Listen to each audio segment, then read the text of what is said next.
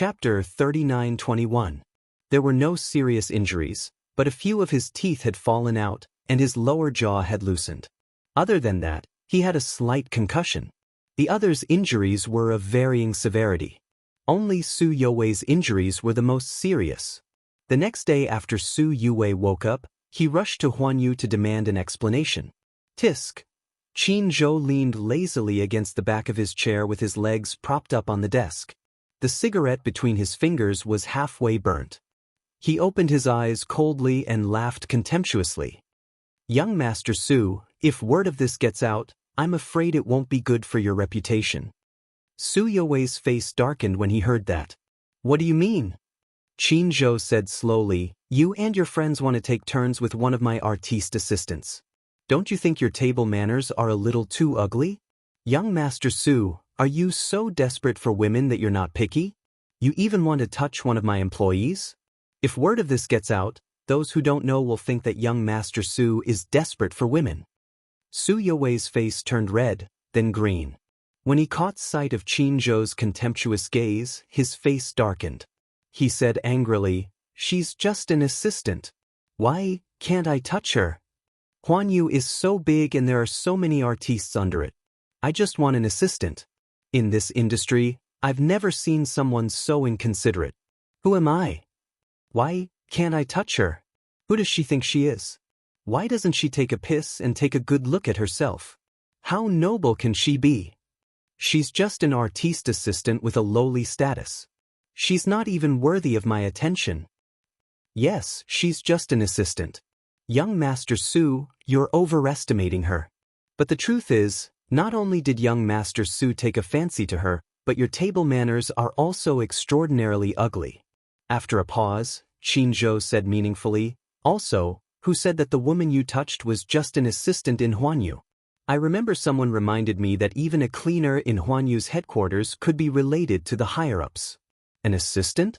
Why, young Master Su, do you look down on assistants? Could it be that this woman is your pet, Xiao Qin? Qin Zhou smiled coldly. You can think of it that way for now. Anyway, you're not allowed to have any ideas about this woman in the future. Su Youwei refused to admit it. Then what about yesterday's incident? Boss Qin, you have to give me an explanation? It doesn't matter if she's your woman or not. In short, that woman beat me and my brothers up so badly yesterday. Aren't you going to give me an explanation, President Qin? I'm more curious about one thing, Qin Zhou muttered with a puzzled expression. Why does young Master Su have so many people on his side? How can he be beaten up so easily by a girl? When I went in, people were lying on the ground. They were so young, but they couldn't even hold up against a girl. Could it be that they've been in the brothel for so long that their kidneys are weak? Boom! It had to be said that Qin Zhou was too two-faced. This seemingly unintentional sentence undoubtedly ignited a barrel of explosives. A man could be scolded as a bastard or a heartless and unscrupulous person, but the words kidney deficiency could not be scolded. Kidney deficiency. Didn't that imply that he couldn't do it? This was related to a man's dignity. Sure enough, Su Youwei exploded at once. Chapter 39:22. Kidney deficiency? Qin Zhou, what do you mean by this? Are you trying to provoke me on purpose? Or is it that Huan Yu doesn't care about Wu Shan because Wu Shan has been giving Huan Yu face? Qin Zhou gradually lost his patience. He stood up abruptly, walked casually to Su Youwei, and flicked the ash on him expressionlessly. First of all, Wu Shan Entertainment was never yours. The one who gave Huan Yu face was your father, not you. You're just relying on your father's power to make a fool of yourself.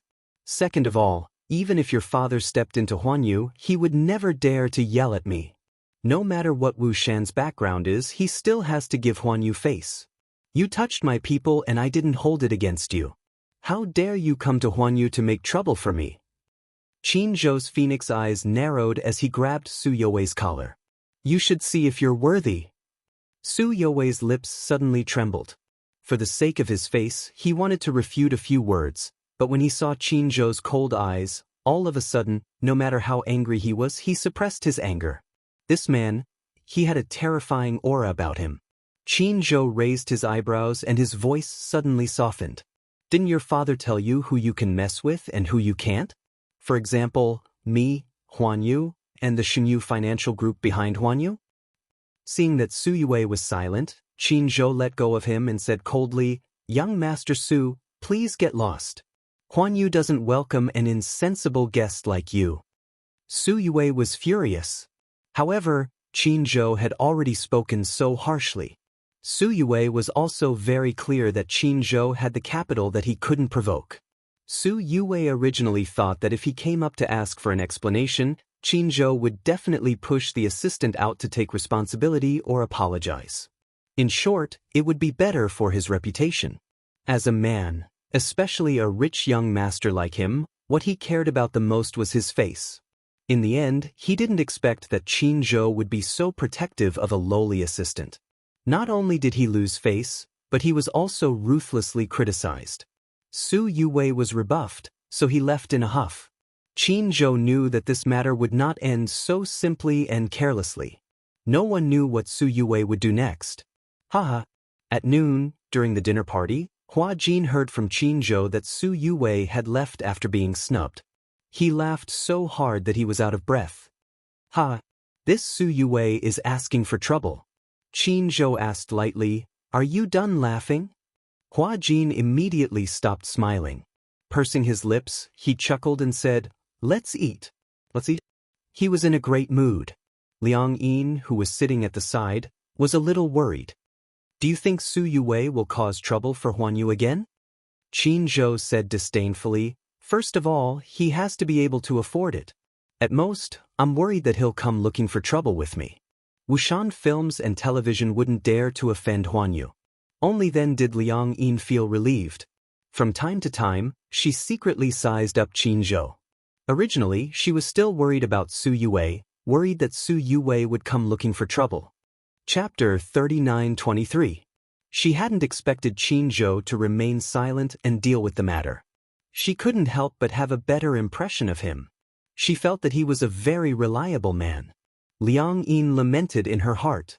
When they returned to the hotel, Hua Jin turned around to find Liang Yin following him like a shadow.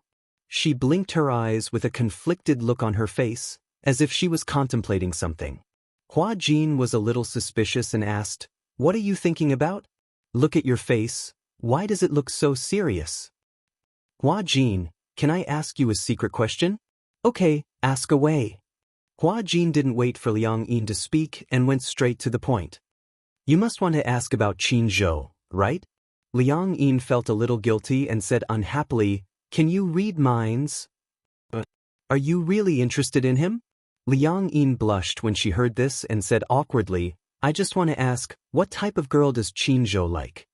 Not someone like you. Liang Yin was a little suspicious and said unwillingly, How do you know that it's not someone like me? Why, are you really interested in him? I didn't say that I was interested in him. Liang Yin pretended to be calm and said, I'm just curious. Why doesn't he have a girlfriend even though he's already in his 30s? Is he picky about his girlfriend? If you want to talk about pickiness. Anyway, he likes someone with a voluptuous figure, but not too voluptuous. For example, someone with a big chest, a perky but a thin waist, a big face, big eyes, but not too big. In short, it's about being well-proportioned. Most importantly, they have to be good-looking. I think you're out of the game just based on your figure.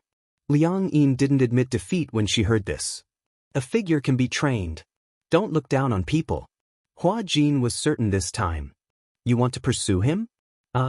Liang Yin was still a little hesitant. I didn't say that I wanted to pursue him. Although it's easy for a woman to chase a man, Qin Zhou isn't easy to chase. What do you mean by that? He doesn't like to be passive, he likes to take the initiative. A strategist like him was used to taking the initiative in everything. He never liked to be passive. On the contrary, he doesn't like the feeling of being chased by women. You don't like being chased by women? In short, any woman he doesn't like is basically hopeless.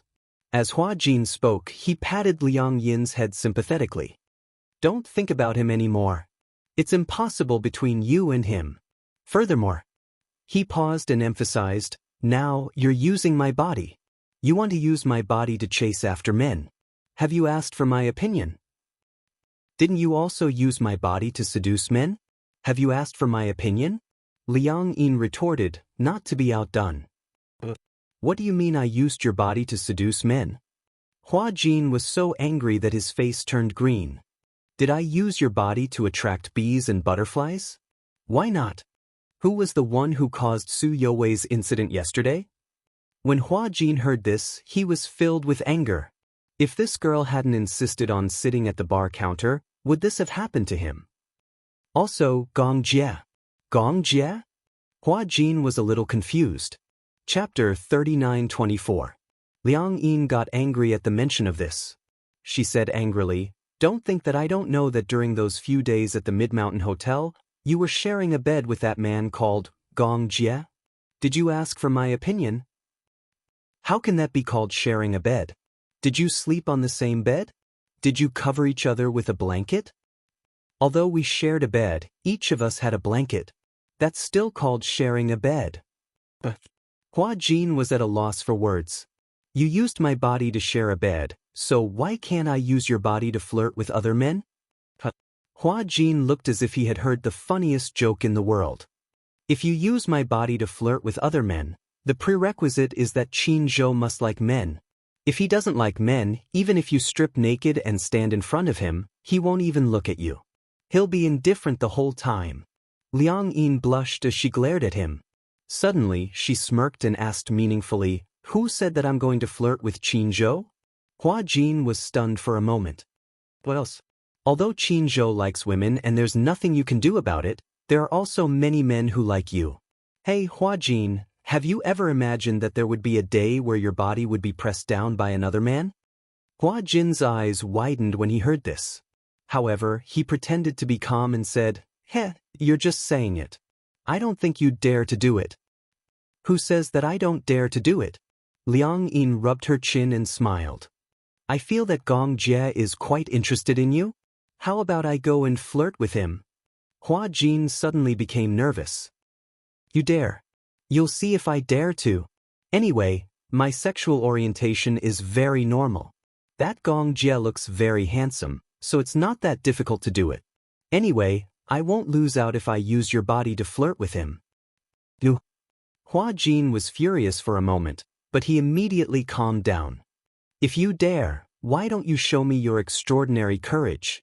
With that, he proudly turned his face away and walked into the room. When Liang Yin saw Hua Jin enter his room, she turned around and returned to her own room. For the next 2 days, neither of them spoke. Actually, neither of them had done anything. However, Hua Jin's teasing tone made Liang Yin feel indignant. Liang Yin threatened Hua Jin, but Hua Jin didn't care. 2 days later, Liang Yin received a call from Yun Shishir, saying that she was going back to the Mu family for dinner. She didn't mention it to Hua Jin and took a taxi back to Mujia. Coincidentally, Gong Jie was also there. When Liang Yin saw that Gong Jie was there, she suddenly thought of a perfect plan. When Gong Jie saw Liang Yin, he narrowed his eyes suspiciously. When he saw that Yun Shishir wasn't looking in his direction, he went closer to Liang Yin and asked tentatively, "Liang Yin." Liang Yin pretended to be calm and turned around. She cleared her throat and said, "I'm Hua Jin." Gong Jie asked, "You're back?" There was a look of surprise in his eyes. However, when he thought about it, it made sense. If it was that woman, she wouldn't have gone back to the Mu family alone.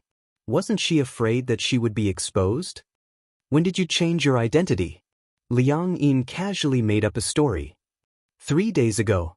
Gong Jie didn't suspect anything when he heard it. Liang Yin twitched a few times before she finally mustered up her courage and said to Gong Jie, "I have a secret that I want to tell you." Chapter 39-25. Liang Yin glanced at him and finally made up her mind. She drew a seductive smile and leaned closer to him. Her breath smelled like orchids. "I think I've fallen in love with you." Gong Jie was speechless. Liang Yin tugged at the corner of his shirt and imitated Hua Jin's tone. She pretended to sound him out. "Don't you have feelings for me?" Gong Jie narrowed his eyes.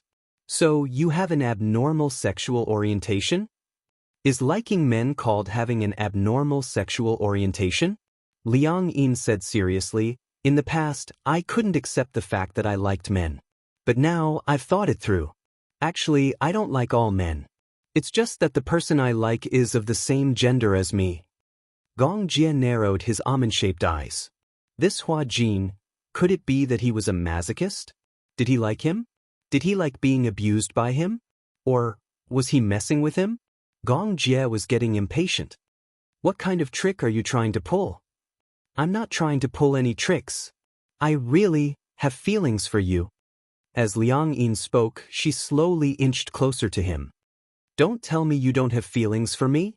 Gong Jie grabbed her chin and said coldly, if you dare to make fun of me again, I won't let you off. Liang Yin wasn't afraid of his gaze at all. Instead, she squinted her eyes and smiled. She mustered her courage, tiptoed slightly and pecked his chin lightly. This time, Gong Jie was even more stunned. He scrutinized Liang Yin in disbelief. The confusion in his eyes deepened. Today, I kissed that man. At night, in the hotel room, Hua Jin was helping Liang Yin to mark up her script. He was flipping through the script and eating strawberries with relish when he suddenly said this. At first, Hua Jin didn't react. He blinked and asked, what do you mean? Gong Jie. Today, I went back to the Mu family for dinner and confessed to him. Cough, cough, cough. Hua Jin was stunned for a long time before he suddenly coughed violently.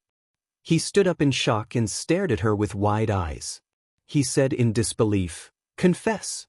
What is the meaning of this? Actually, it's not really a confession. Liang Yin pouted and explained, actually, I was just saying that I'm interested in him. I'm just kidding. Hearing that it was a joke, Hua Jin frowned. Thinking that Liang Yin wouldn't dare to mess around, he nervously sat back on the sofa. In the future, don't make such jokes, okay? With Gong Jie's personality, he will definitely take it seriously. Liang Yin pretended to be surprised. But how did you know? Hua Jin? What was that supposed to mean? Liang Yin giggled. He really took it seriously and thought that you were interested in him. Hua Jin. Liang Yin looked at Hua Jin sitting on the sofa with a petrified look on his face. She was secretly amused. He deserved it. Who asked him to be so mean to her? Liang Yin had long realized that Hua Jin had an inexplicable fear of Gong Jie. However, this fear wasn't the traditional kind of fear. There was an inexplicable desire to escape. She also knew that Gong Jie was a little special to Hua Jin. Since he had always been mean to her, she didn't mind using a little trick to get back at him. Chapter 39:26. Since he had been speaking ill of her, she didn't mind using a little trick to get back at him. After more than 10 seconds, Hua Jin suddenly stood up, walked to the bar counter in the room, and started rummaging through the cabinets to look for something. Seeing him busy, Liang Yin asked curiously, what's wrong? Looking for something. What are you looking for? Looking for. Hua Jin turned around, and a fruit knife suddenly appeared in his hand.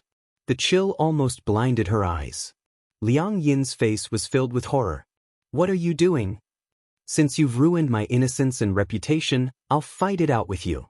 Hua Jin held the knife and walked towards Liang Yin. Liang Yin curled up into a ball and immediately said, Hey, I'm using your body now. Even if you want to die, you can't stab yourself. Hearing this, Hua Jin felt that it made sense. Hence, he rolled up his sleeves and gestured at his wrist, and raised the fruit knife high. Liang Yin panicked and immediately rushed up to grab his wrist, trembling in fear. Hey Hua Jin, are you crazy? I'll fight it out with you. No. This is my hand. Calm down, calm down. Liang Yin, what grudge do I have with you that you have to harm me like this? How am I harming you? I see that you two are so compatible, so I'm trying to matchmake you two. Do you think you can matchmake just anyone? Don't you know that humans and demons have different paths? We're not on the same path. Liang Yin was stunned and confused. What do you mean by humans and demons have different paths? Why don't I understand? I'm a human, he's a demon king, a great demon king, okay? Are you trying to kill me? I'm going to be killed by you. Anyway, if I'm killed, you won't have an easy time either. Now that we're on the same boat, aren't you happy to see me in trouble? Very happy. I think it's true love between you two. I'm doing this for your own good. For my own good, right? Hua Jin nodded and snorted coldly. Suddenly, he thought of something and his lips curled into an evil smile as he said sinisterly, "All right, since you said it's for my own good, then I appreciate your good intentions. But didn't you say that you like Qinzhou?" Hua Jin thought it through, or rather, thought of a bad idea. He laughed evilly. "Liang Yin, just you wait, I'll help you chase after Qinzhou." As he spoke, he stood up, snorted coldly and left. Liang Yin was stunned at first. She watched as Hua Jin left the room, but she didn't react for a long time. Ming's city condominium. Qinzhou had just finished his shower when he heard the doorbell ring. He walked to the door. When he opened it, he saw Hua Jin standing outside with a distressed look. Although he didn't say anything, his watery eyes were obviously saying, "Please take me in, please take me in." Qinzhou frowned and crossed his arms as he blocked the doorway. He had no intention of letting him in. But where did this stray dog come from? Hua Jin didn't have a tail. Otherwise, it would shake very hard. "Qinzhou," Hua Jin looked exhausted. "I'm feeling bitter. What's wrong now?" "Let me in first." "What for?" Chapter 39:27.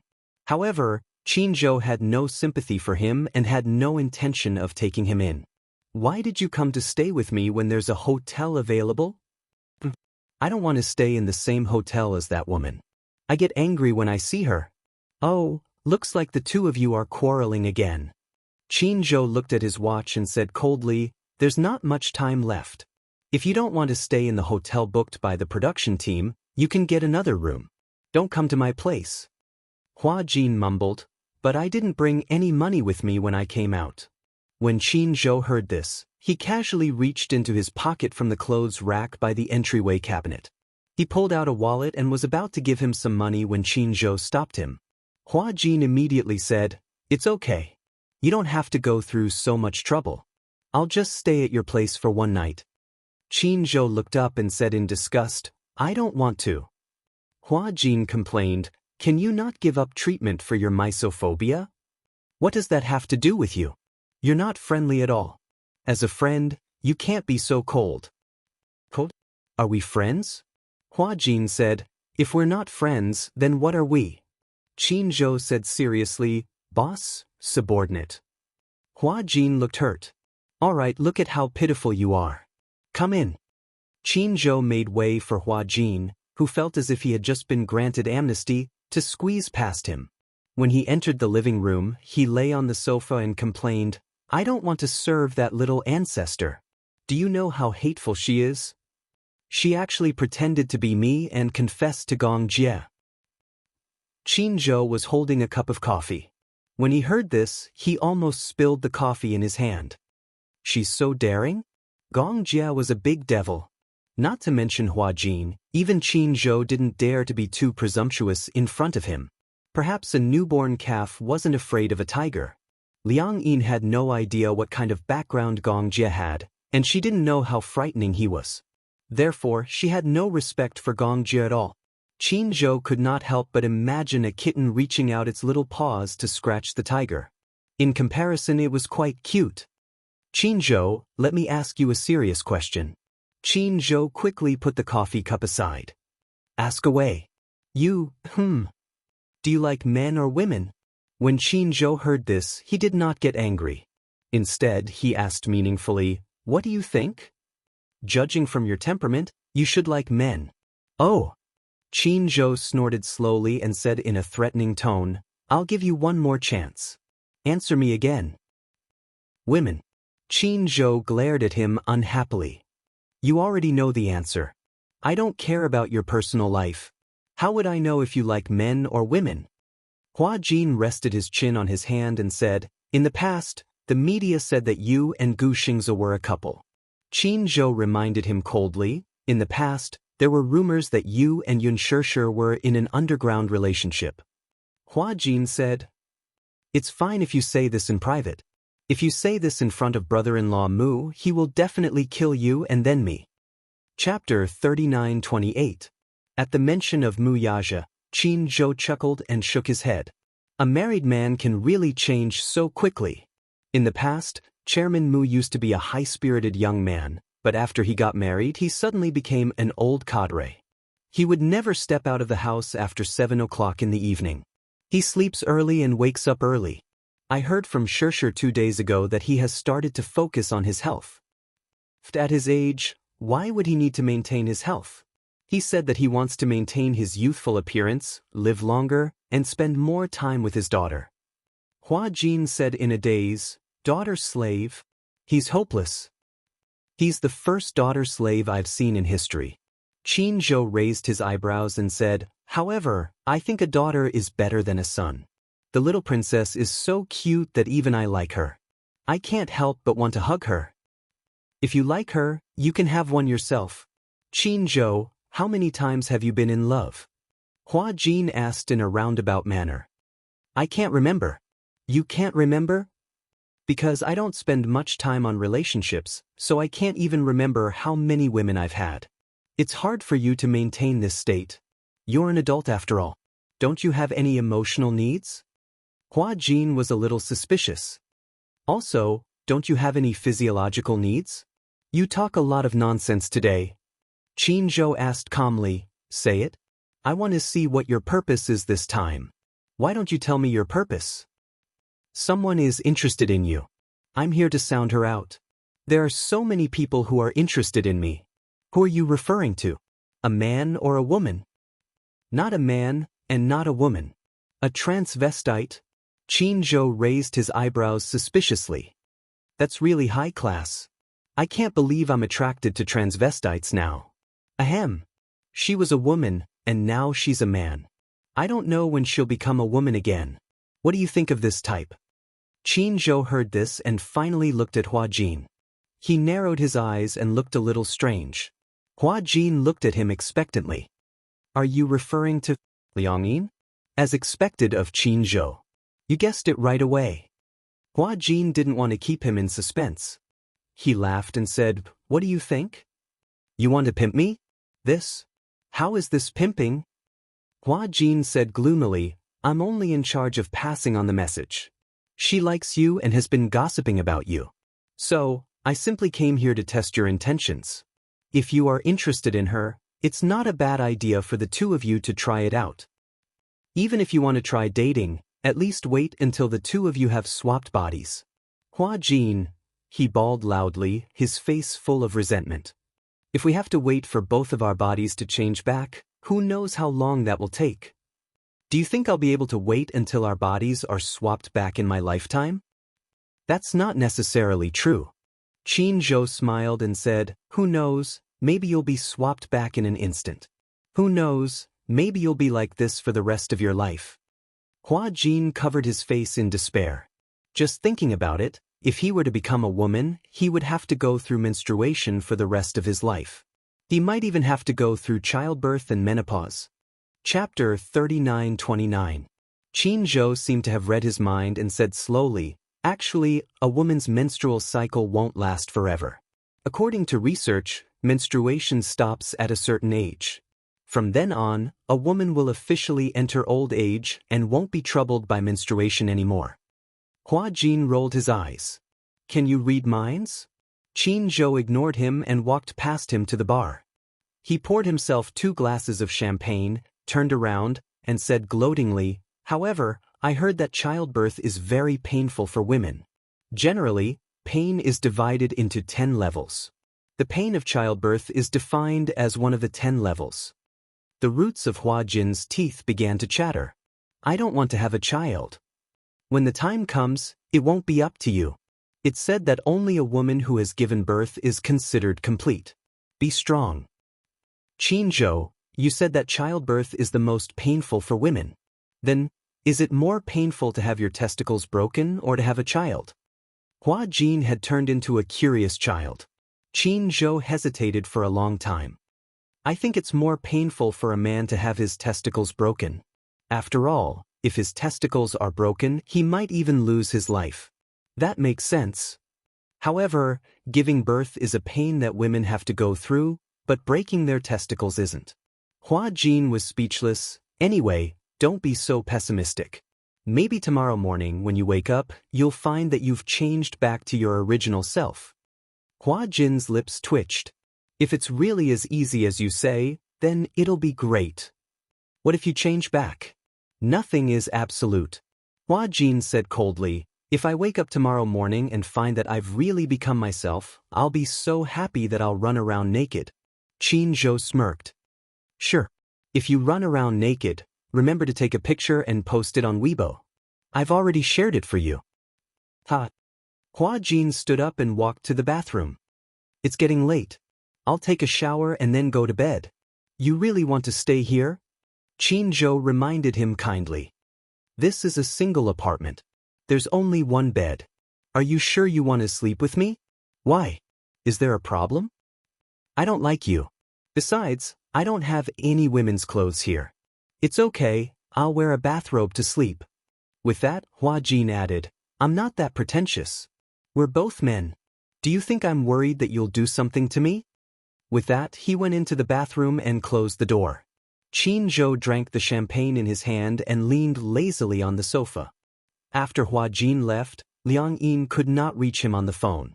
She went next door and listened through the door. The ringtone came from inside the room. Could it be that he ran out alone and didn't bring his phone? This fellow in the middle of the night, could he be in any danger? Forget it. Who cares? Liang Yin did not care where he went. She went back to her room and memorized the script seriously. Then she went to bed.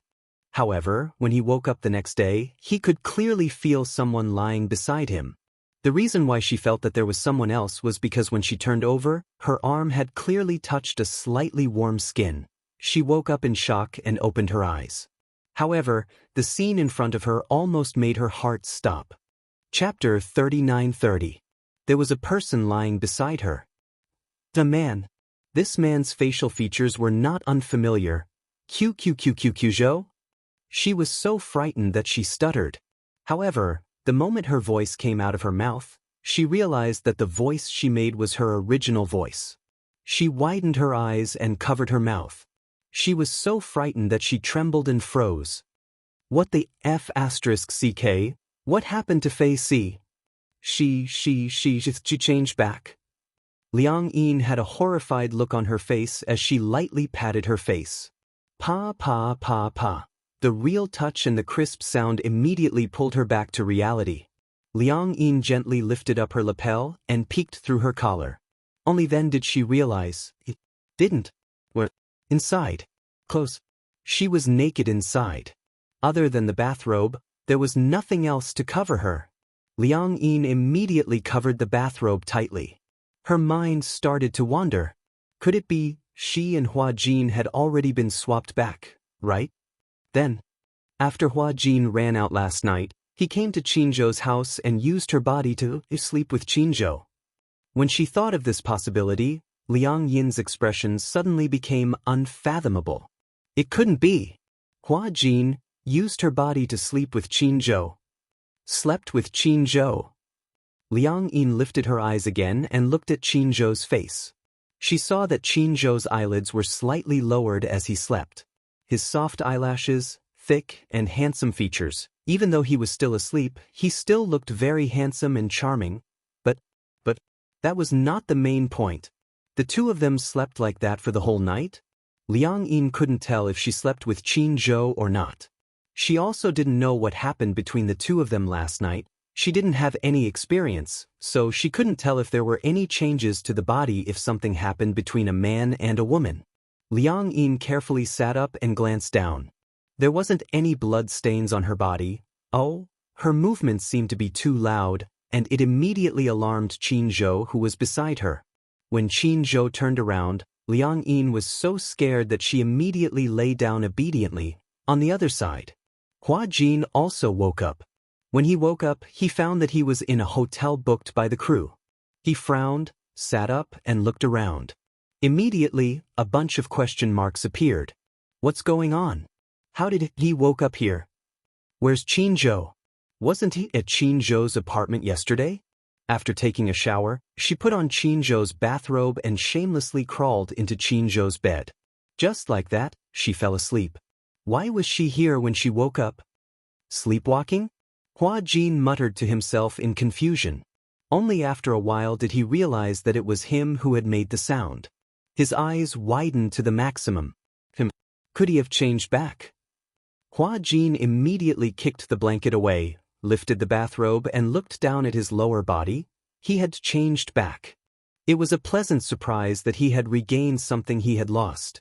Hua Jin was so emotional that tears streamed down his face. He hugged his body tightly and jumped off the bed. I've changed back. I've finally changed back.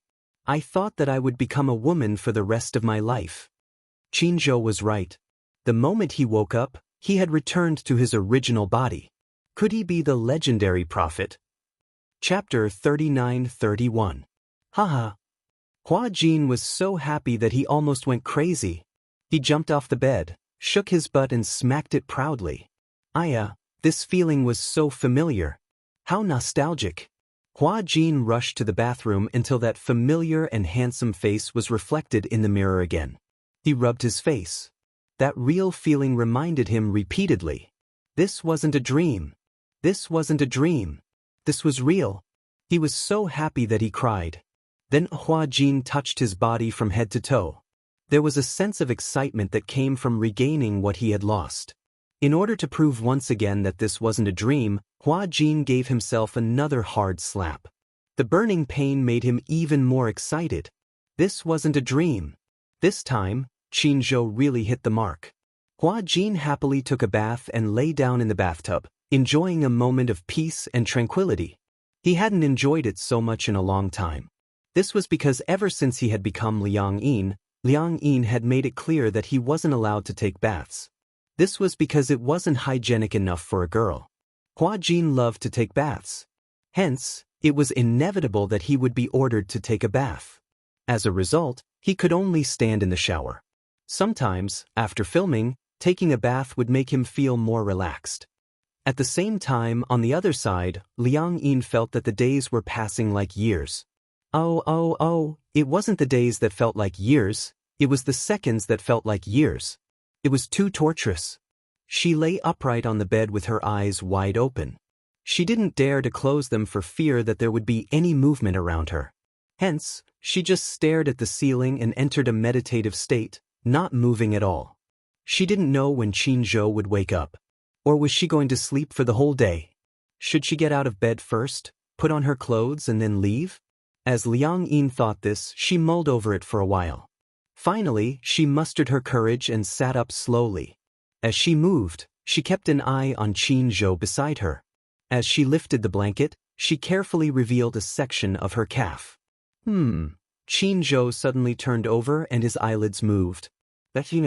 He's actually awake? Liang Yin was dumbfounded. Qinzhou turned around just in time to see Liang Yin sitting up. The latter subconsciously tightened her bathrobe around her and pretended to be calm. She planned to pretend that she was still Hua Jin and that she had not switched roles yet. He's awake? Qinzhou raised his arm and rested his head on it. He raised his eyebrows and suddenly smiled. Why don't you sleep a little longer? Liang Yin subconsciously tightened her bathrobe and said awkwardly, "Oh, I'm already awake."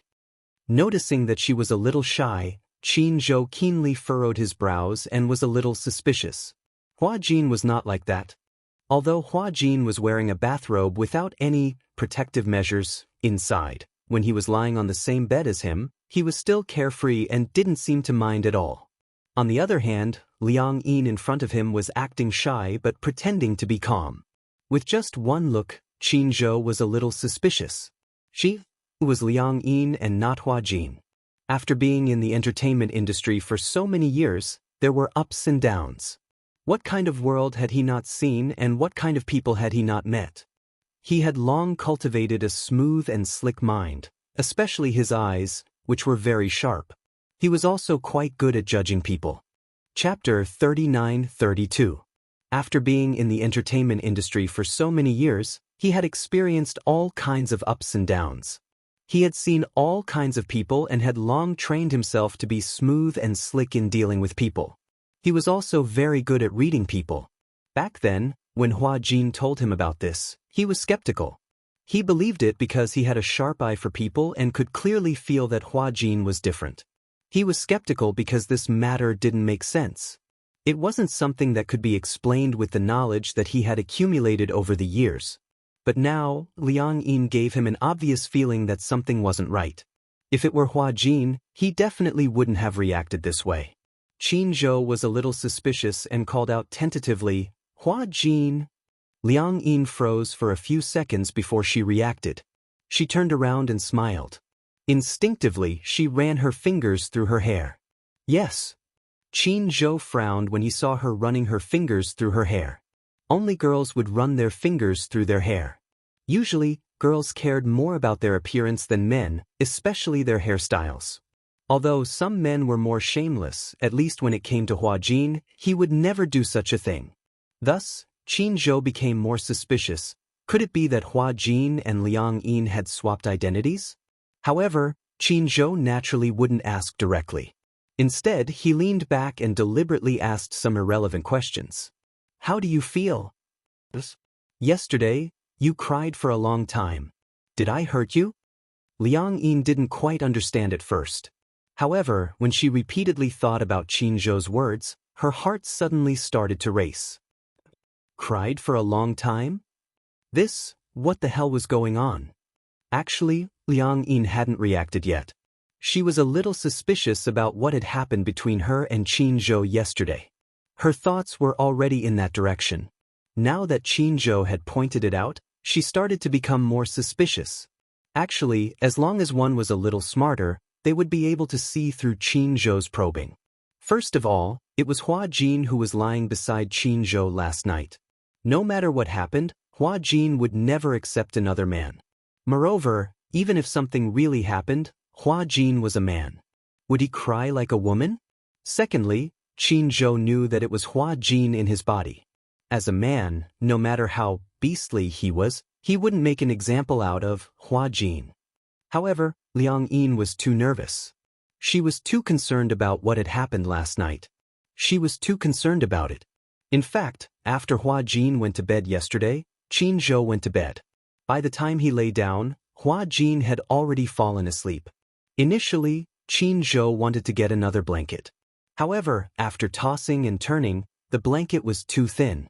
After all, he lived alone and didn't pay much attention to it. The heater was also on in the room. Therefore, he fell asleep just like that. He knew to be careful and avoid it. Hua Jin didn't avoid it at all. He didn't even tie the knot of his bathrobe tightly. It was a little loose, so Qin Zhou slept with his back facing him. Although he knew that it was Hua Jin, he was a man after all. He had some guts. Moreover, Liang Yin was also very beautiful. It was hard not to be tempted by her lying beside him. Out of sight, out of mind. Hence, with that thought in mind, he decided to sleep with his back facing Hua Jin. Chapter 39-33. That night, Qin Zhou prided himself on being a gentleman. He remained calm and unruffled Hua Jin's arms around his waist. It was said that if something happened between a man and a woman in bed, the man would be a beast. But if nothing happened, the man would be worse than a beast. Of course, Qin Zhou would be the latter. Nothing happened, but Qin Zhou saw obvious guilt and awkwardness on Liang Yin's face. At this point, he started to wonder if the two of them had been swapped. Then again, he probed with his suspicions. In the end, Liang Yin let the cat out of the bag. Qin Zhou didn't expose her.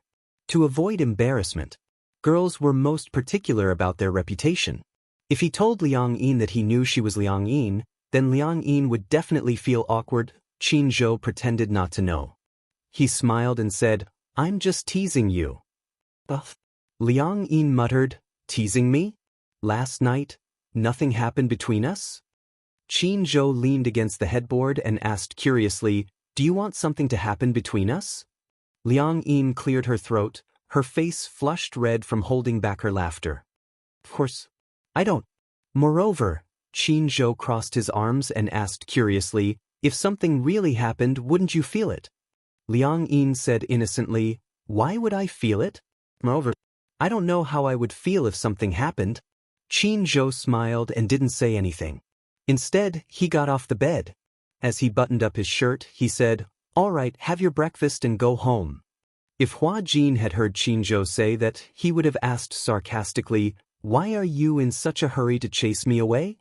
But now, Liang Yin nodded like a chick pecking at rice. "Oh, I got it." Liang Yin went into the bathroom, washed her face and brushed her teeth. When she came out, she took her clothes from the clothes rack. Although she didn't like the fact that she didn't have a change of clothes, however, it was better than running around naked. "Hua Jin." Liang Yin gnashed her teeth in anger. He would settle the score with this fellow when he got back. After putting on her clothes, Liang Yin walked out of the bedroom and heard the sizzling sound of oil coming from the kitchen. The apartment was a bachelor apartment. The kitchen was semi-open and there was a bar counter. Qinzhou was wearing an apron. There was a frying pan on the induction cooker. Ding! 4 pieces of toast popped out of the toaster stove beside it. "Take a seat." Qinzhou's hearing was amazing. Even though his back was facing Liang Yin, he knew that she was walking over. Liang Yin sat down in front of the counter in a daze. After a while, Qinzhou turned around and placed a tray in front of her.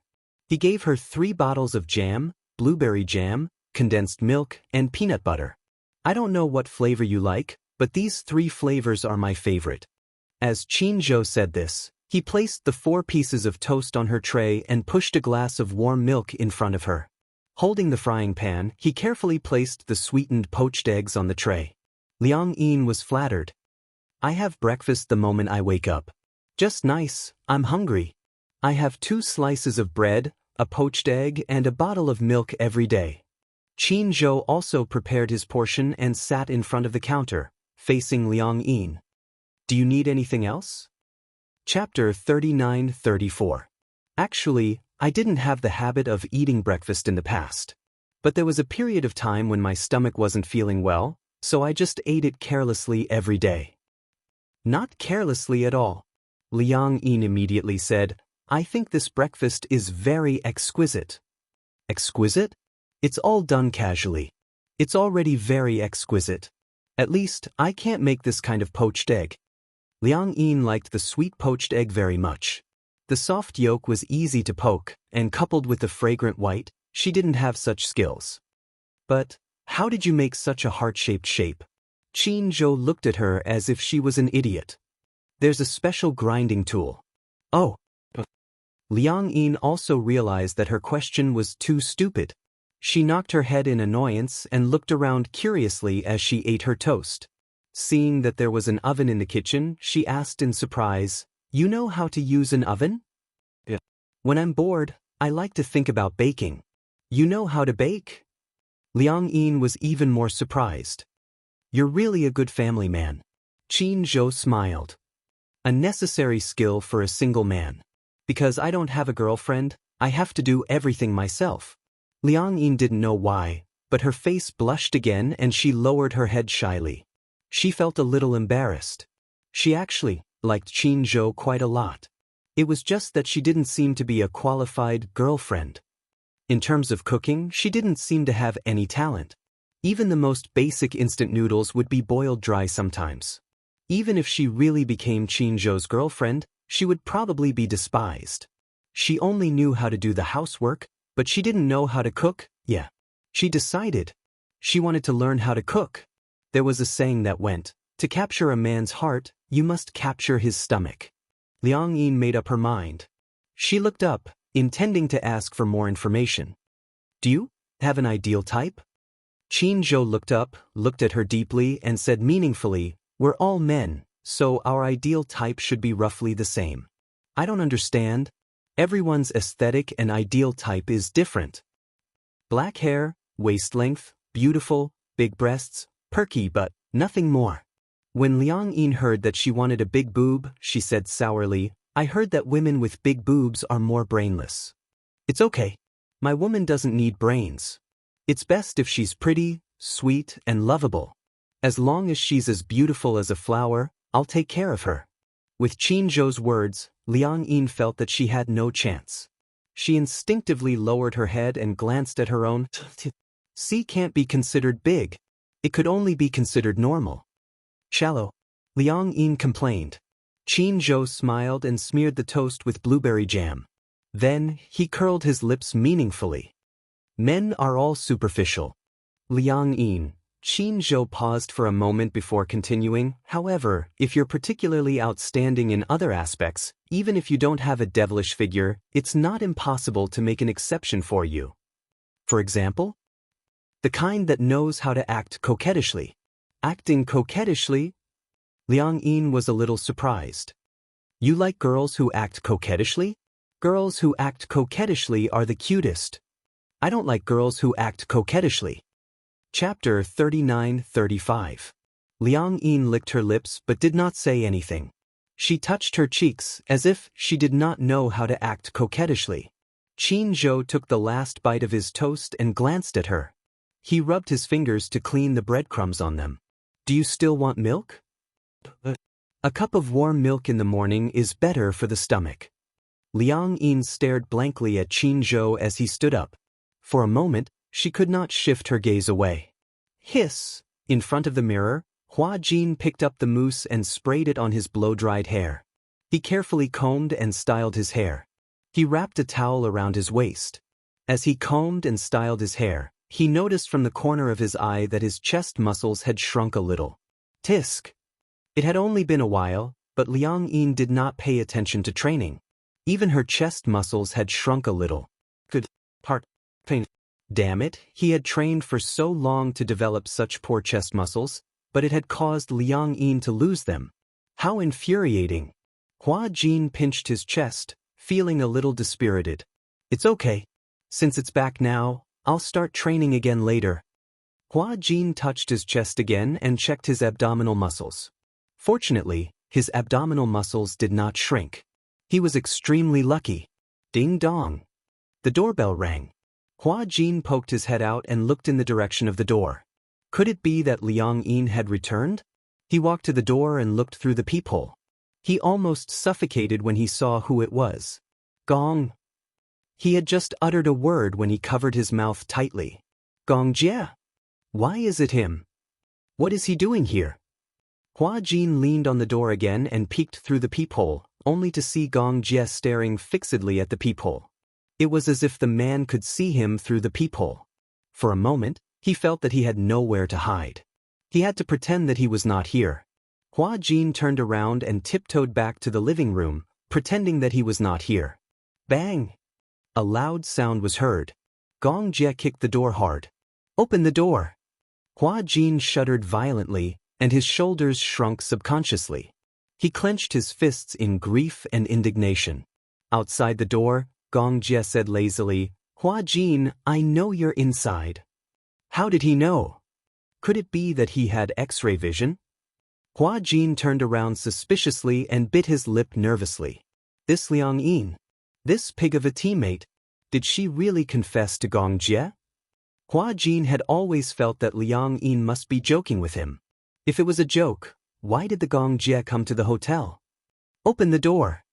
Gong Jie said again, I'm warning you, my patience is limited. Hua Jin was flustered. He wanted to go back to the living room to get his coat and put it on, but no matter how hard he searched, he could not find where Liang Yin had left it. Gong Jie kicked the door again, looking like he was about to break in. He ran his fingers through his hair, walked to the door, and took a deep breath. Only then did he muster up the courage to open the door. Then, with a smile that he thought was extremely bright and friendly, he looked at the man outside the door. Master Jie. The brighter Hua Jin's smile was, the darker Gong Jie's face became.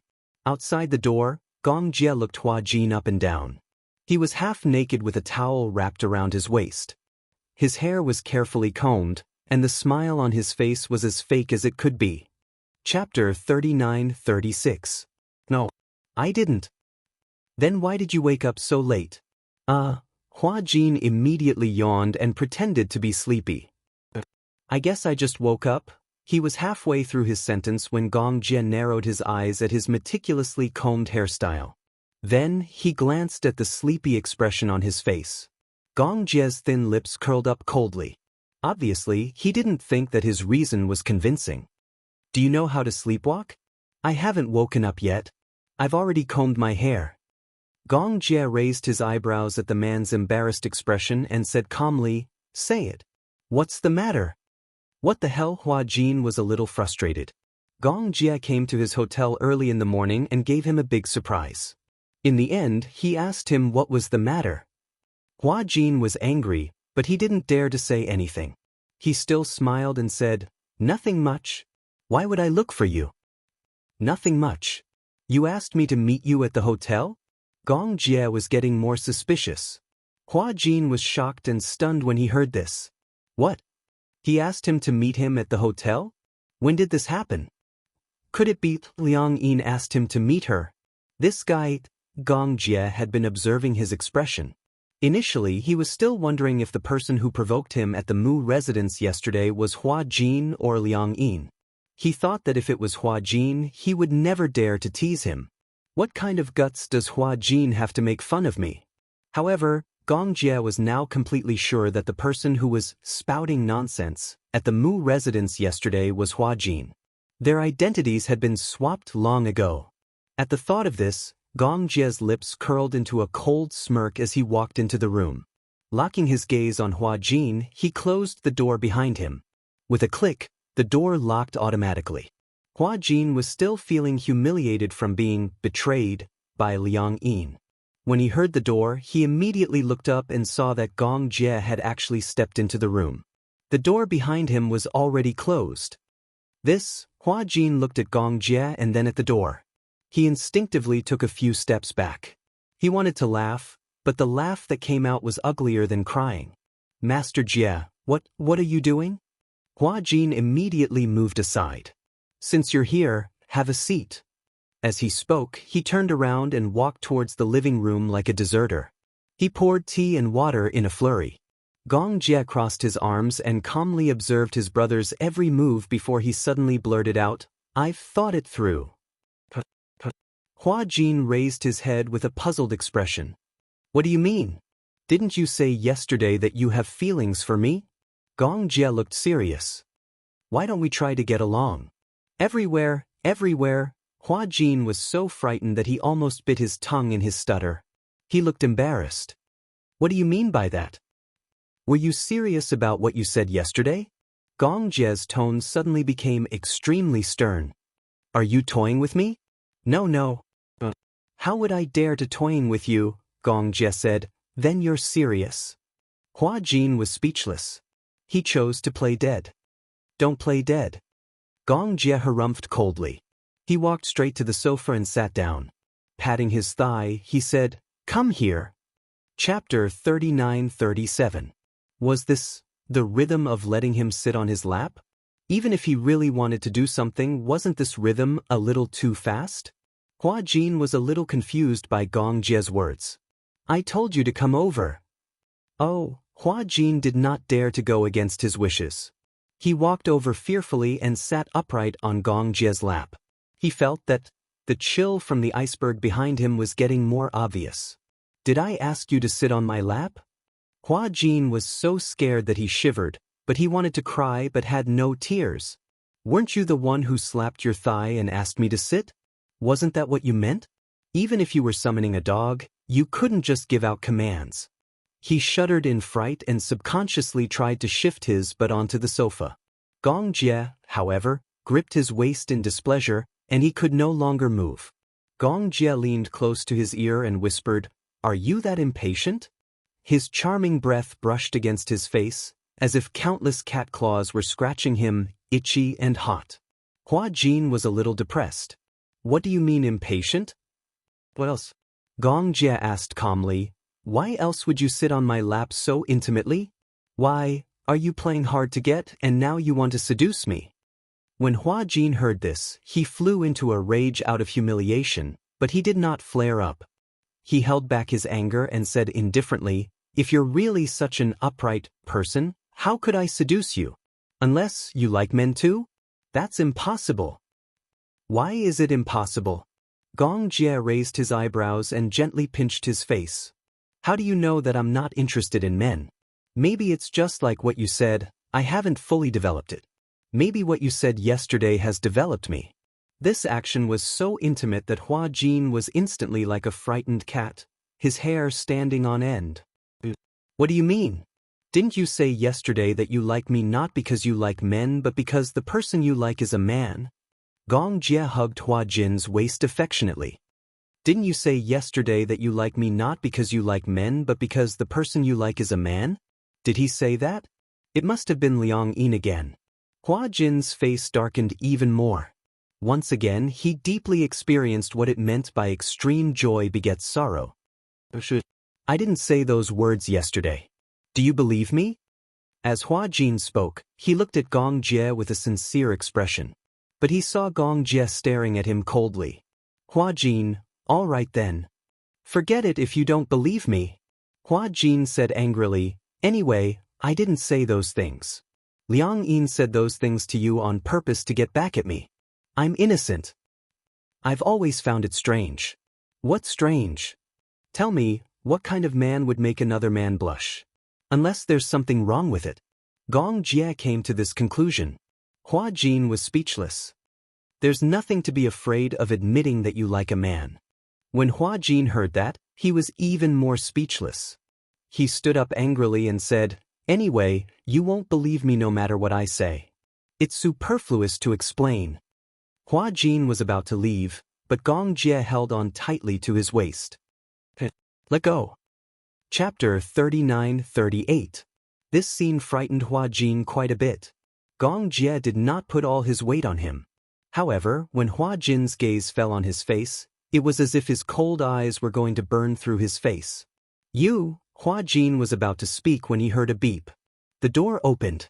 Liang Yin swiped the room card and walked into the living room. However, when she stepped into the living room, she saw the scene on the sofa. She was instantly dumbfounded. What was going on? She was caught off guard and saw such a scene. Hua Jin was also stunned. He did not expect that Liang Yin would come back at this time. She had the room card with her, but she did not expect that Liang Yin would come back at this time. He was stunned for a moment. When he came back to his senses, he immediately became unusually angry. Liang Yin. He yelled at her sternly. Liang Yin instantly felt that things were not going well. In a short period of time, she immediately regained her train of thought. Yesterday at the Mu residence, she had arranged to meet Gong Jie at the hotel. She had said that she had something important to discuss with him. Initially, she had wanted to use this opportunity to intimidate Hua Jin. She did not expect that Gong Jie would really come back. In the end, she did not expect that Gong Jie seemed to take it seriously. Liang Yin shrunk her shoulders and immediately turned around, wanting to escape. Gong Jie turned around and looked at Hua Jin, who was struggling to get up. Liang Yin, you're not allowed to leave. Come back and explain everything to me. Before he could finish his sentence, Liang Yin opened the door and slipped out. She did not forget to close the door behind her. Bang! A loud sound was heard. The door was shut. Hua Jin's face became even more distorted. This Liang Yin was a fraud. A fraud. He wanted to strangle her to death. Gong Jie looked at Hua Jin's reaction and then looked at Liang Yin's guilty look. He was not stupid. Since he was the leader of Hurricane and had outstanding IQ, he naturally figured out what was going on. It seemed that the person who had confessed to him yesterday was really Liang Yin. Maybe this was a prank aimed at Hua Jin. However, even though he had figured out the whole story, he did not show any signs of understanding. Hua Jin looked at Gong Jie and immediately explained seriously, the person who confessed to you yesterday was really not me. Gong Jie remained silent. His eyes, which were as deep as an ancient pond, were devoid of any ripples. Hua Jin felt a little hopeless. Gong was so smart that he could not figure out what was going on.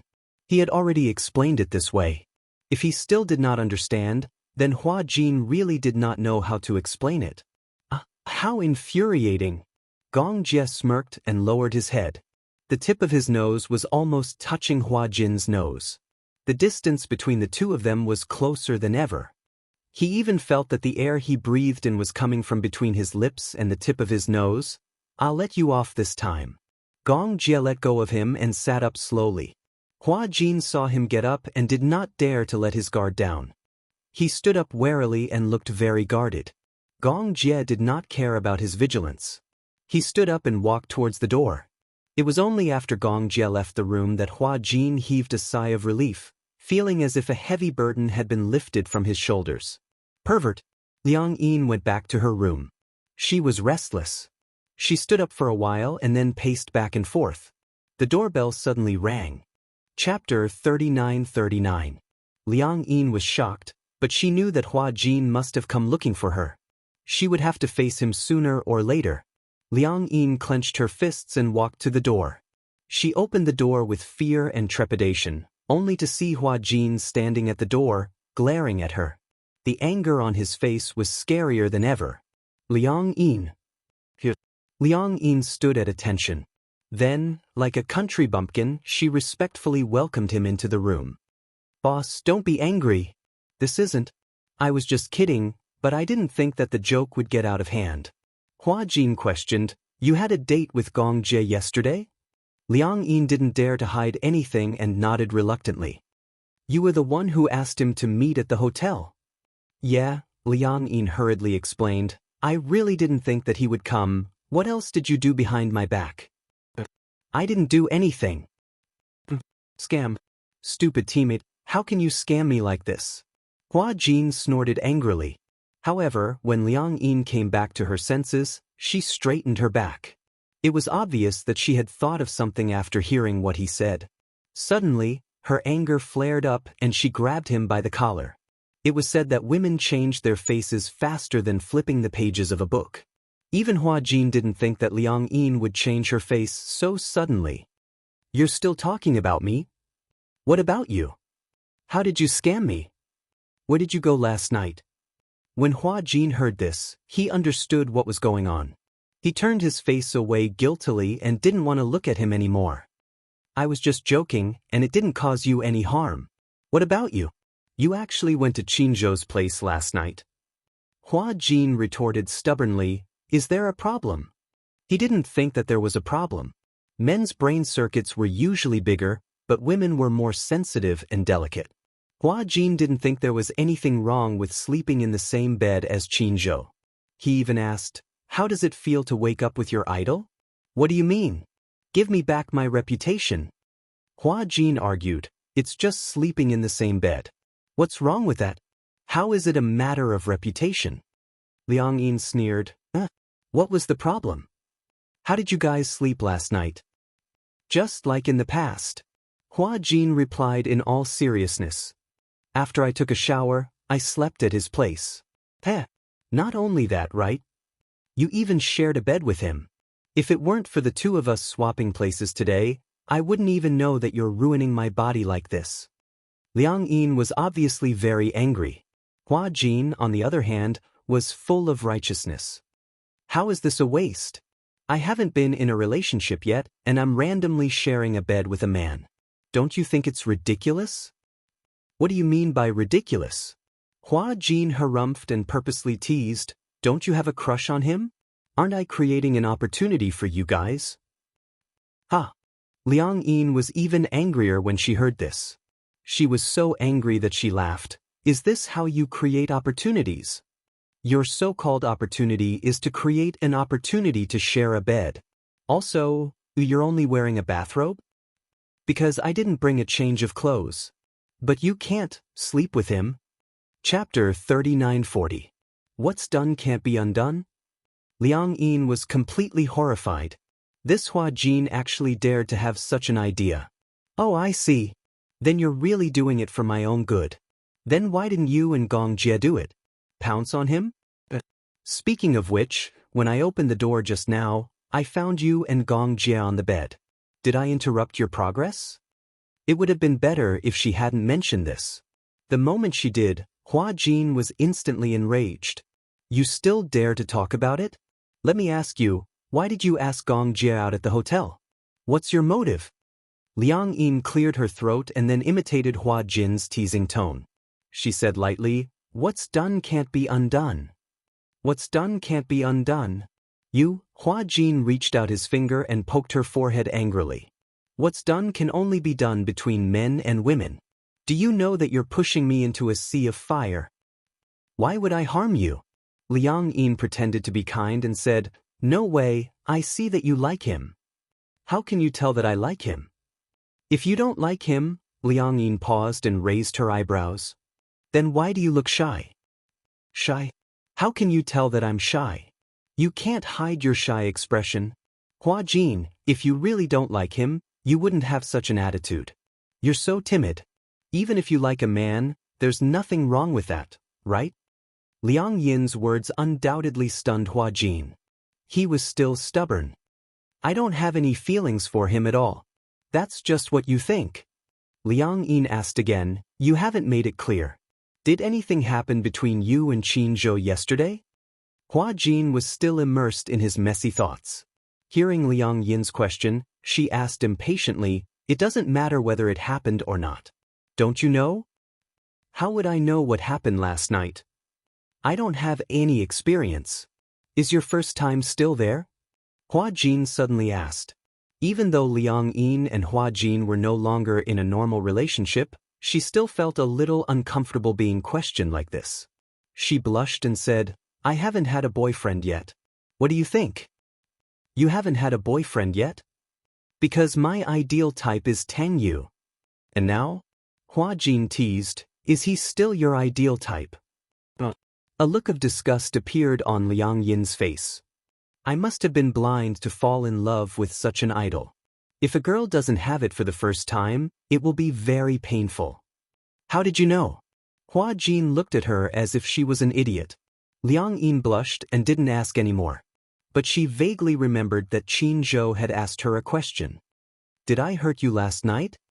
This sentence had a deep meaning behind it. Liang Yin was still a little doubtful. Are you sure nothing happened last night? I'm sure.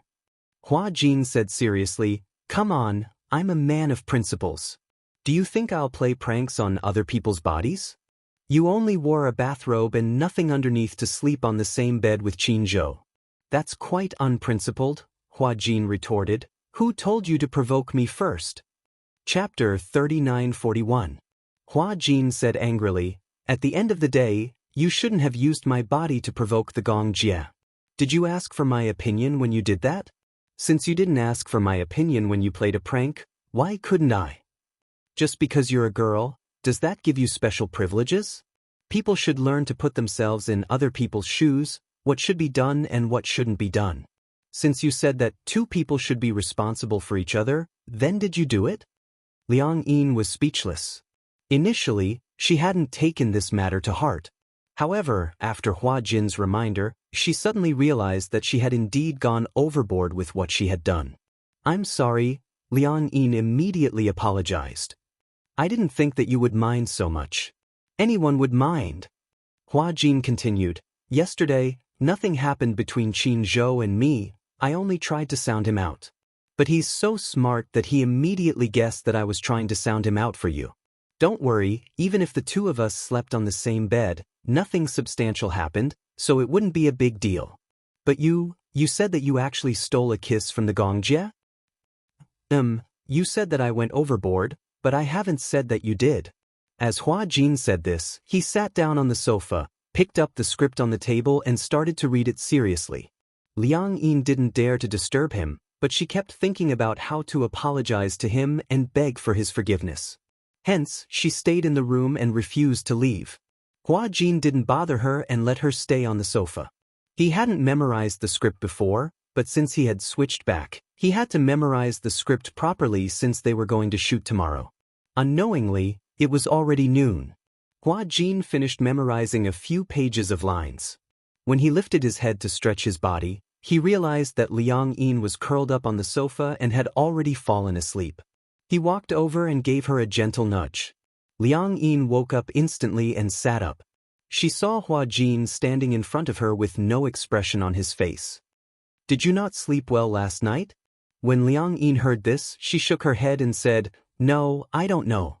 I just felt very sleepy, maybe there was nothing to do. Suddenly, she didn't need to memorize the script. Instead, she didn't feel relaxed and only bored. When Hua Jin heard this, he smiled and said, Let's go out for lunch. After lunch, we'll rehearse. Oh, Liang Yin's question, you're not angry anymore? I'm very. Hua Jin then added, But men shouldn't stoop to a woman's level. She, she's I lest this, and will sour? Since she had already said so, Hua Jin did not say anything else and changed the topic. What do you want to eat? Okay. All right.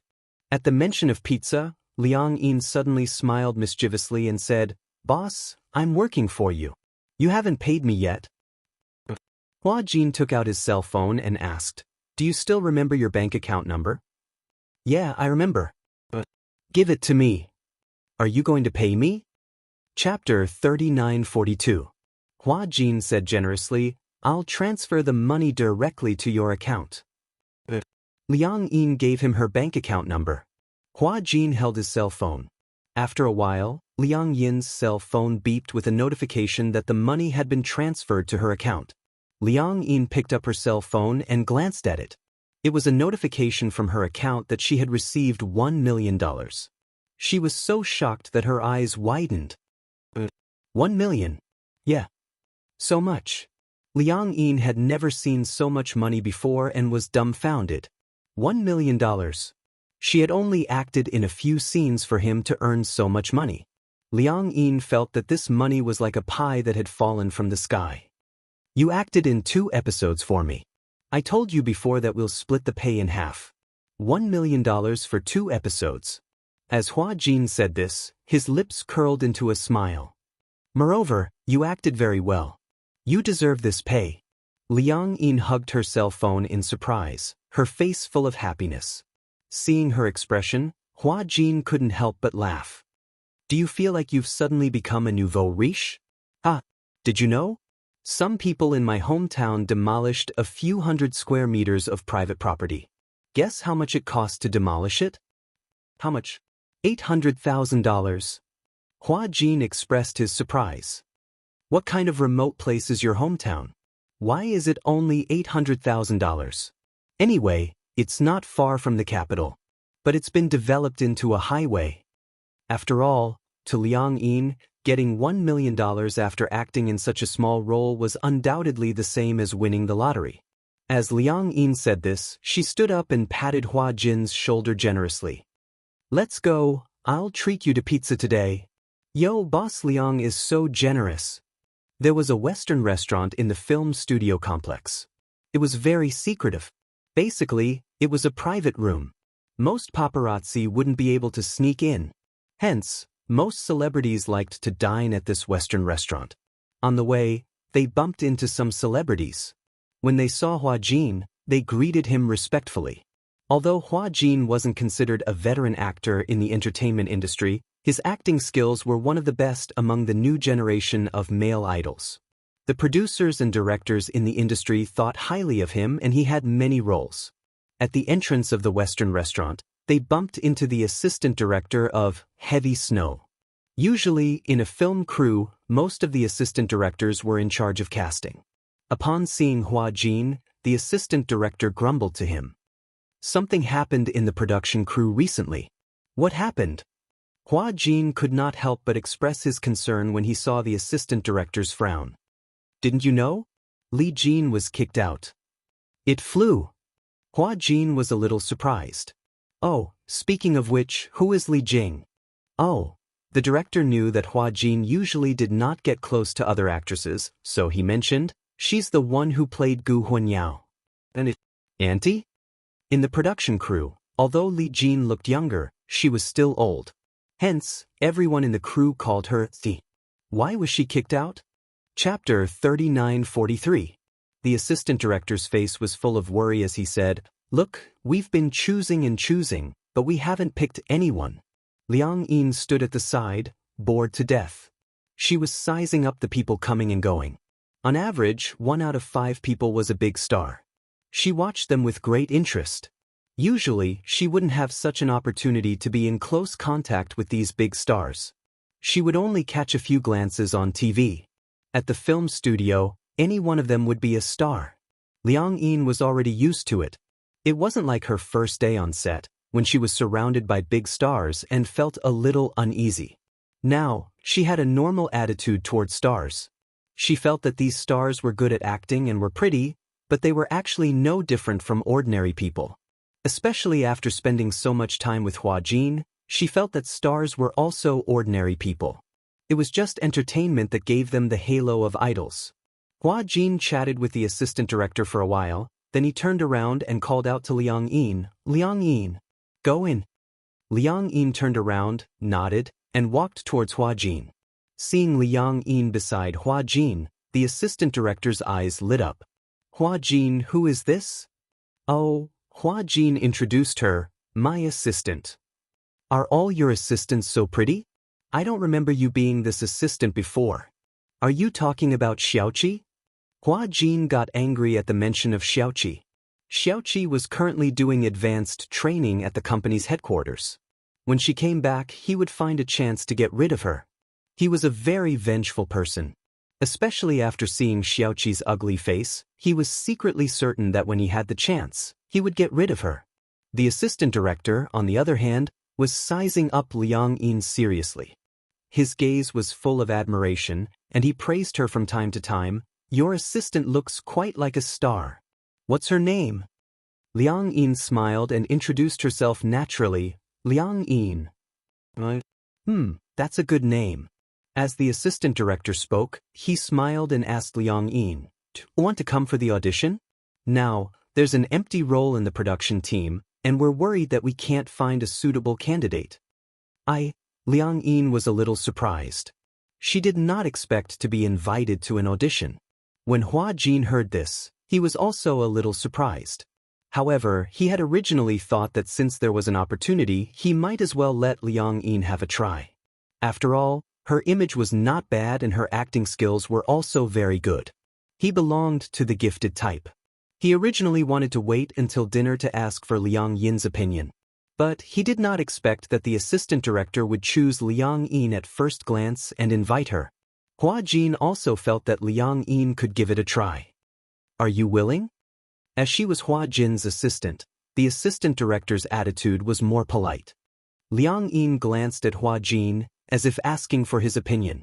Hua Jin immediately said, "If you're willing, you can give it a try."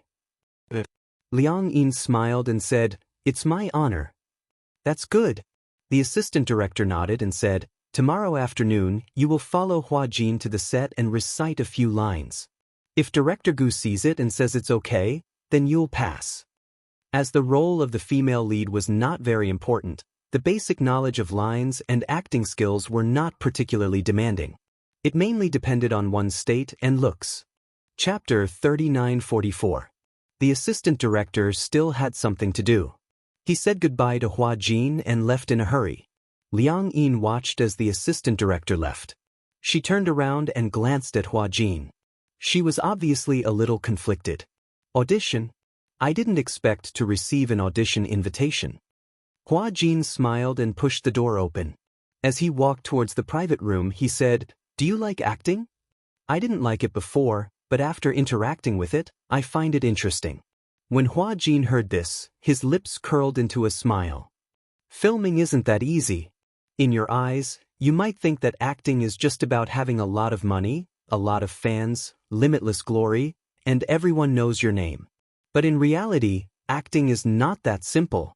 You might be slandered, spread rumors, or even be subjected to online violence. When people scold you, you can't talk back. Why? Because you're a public figure." Hua Jin said, "Even if you use a fake account to scold people, you'll still suffer a lot if the netizens find out. That's scary.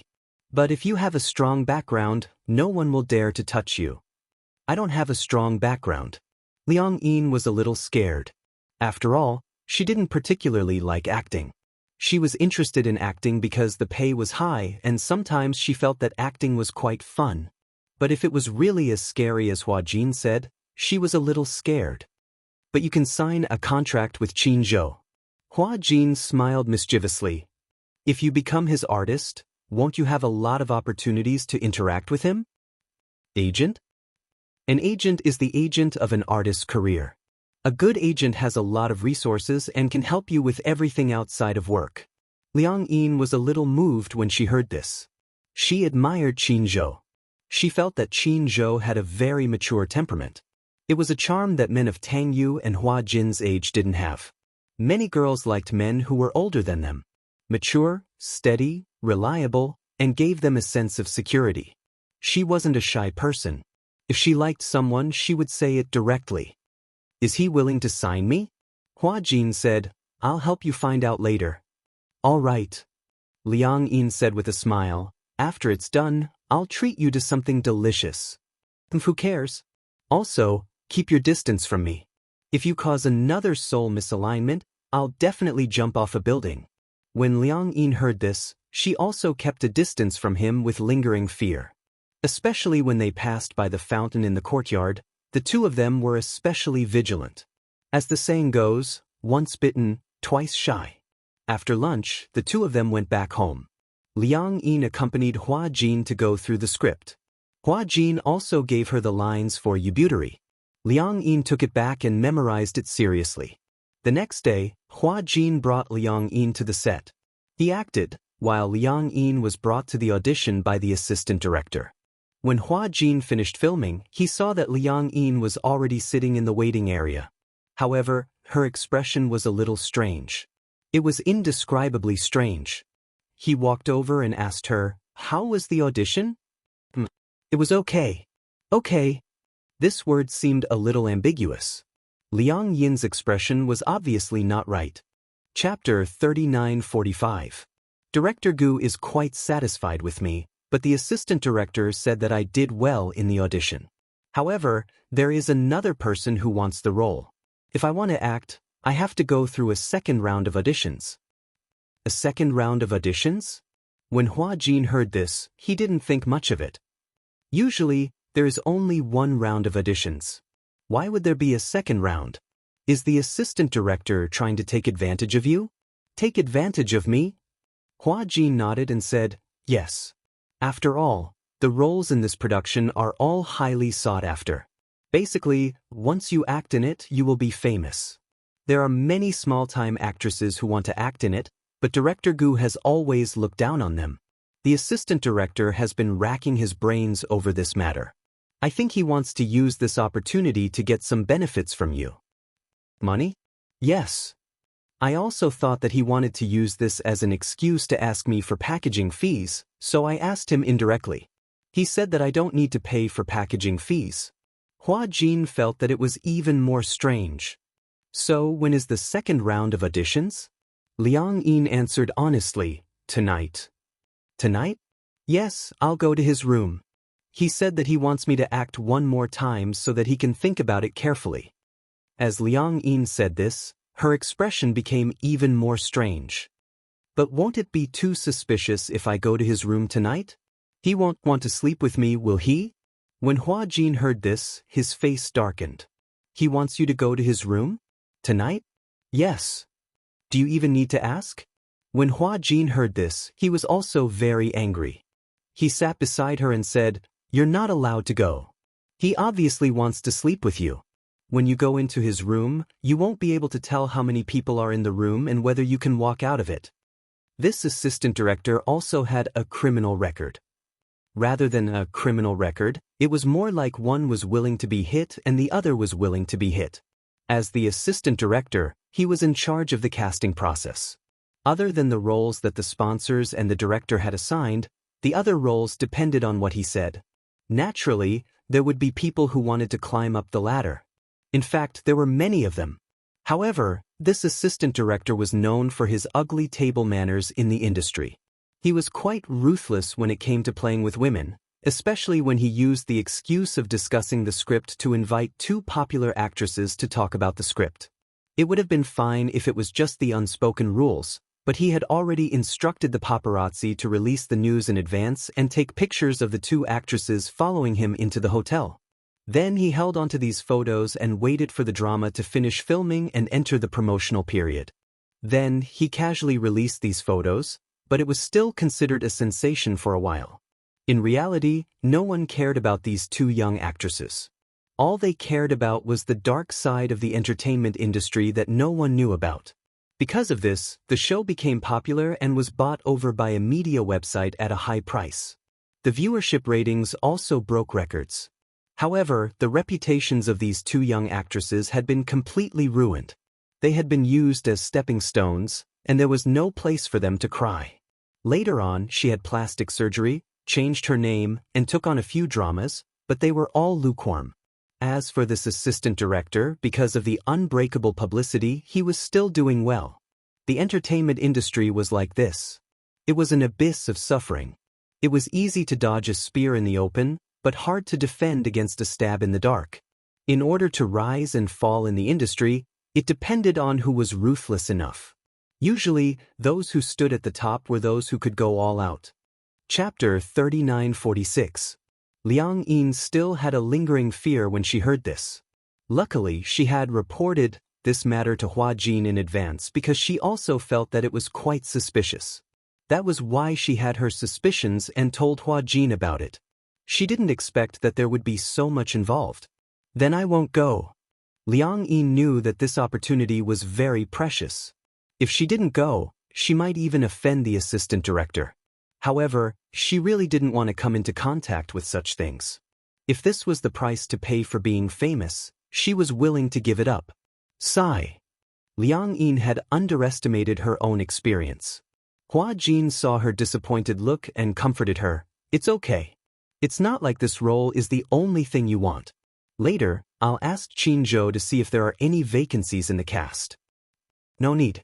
Liang Yin smiled and said, actually, I think being an assistant is pretty good. I can help you with the scenes and also be a bystander. In this industry, there were often some shocking things that could be gossiped about. Although it was quite world-shattering, Liang Yin was used to it.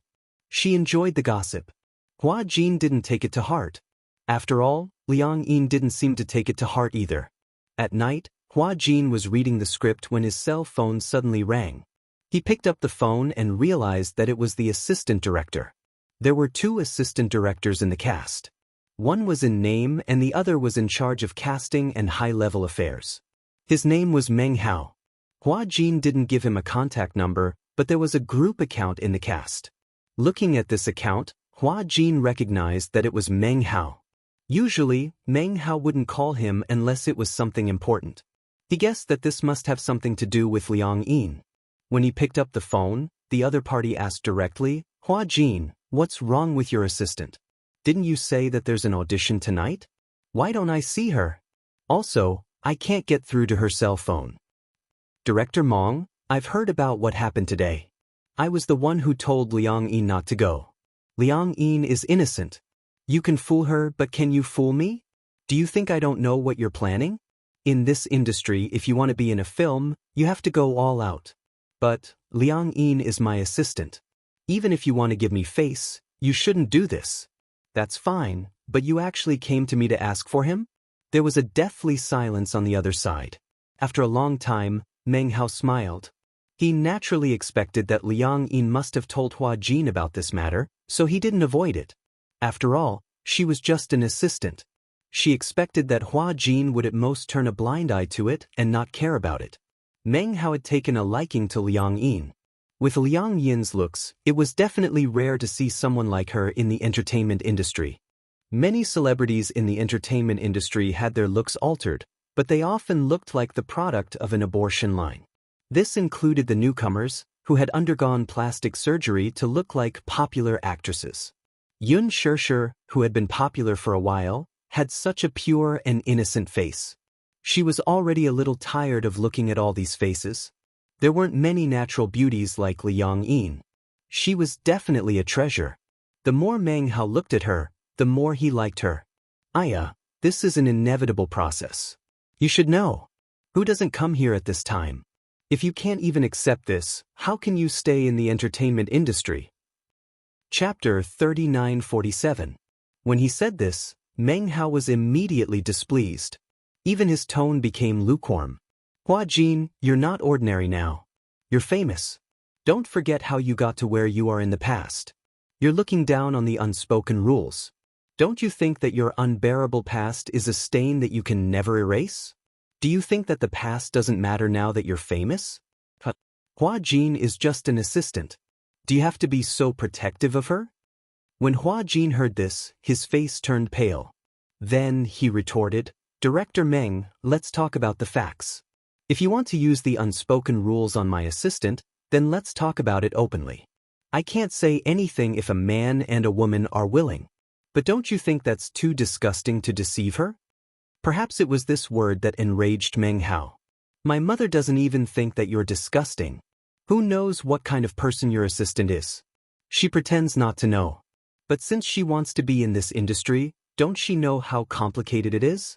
Why are you pretending to be innocent? Don't act anymore. Get out of here." When Hua Jin heard this, he was completely enraged. If it weren't for people like you who break the rules of the industry, would actors like to be used by the unspoken rules? When one entered this industry, there were too many things that were beyond one's control. There were different levels of actors and actresses, and gradually, there was a foul atmosphere. It was these directors and capitalists who condoned this atmosphere that made many people willing to use the unspoken rules to get to where they were. As for those who truly had strength and principles, they were buried. Don't make it sound so nice. Aren't people like you just chasing after fame and fortune? Isn't that what you want? You're still pretending to be obedient after getting benefits? What a pompous statement.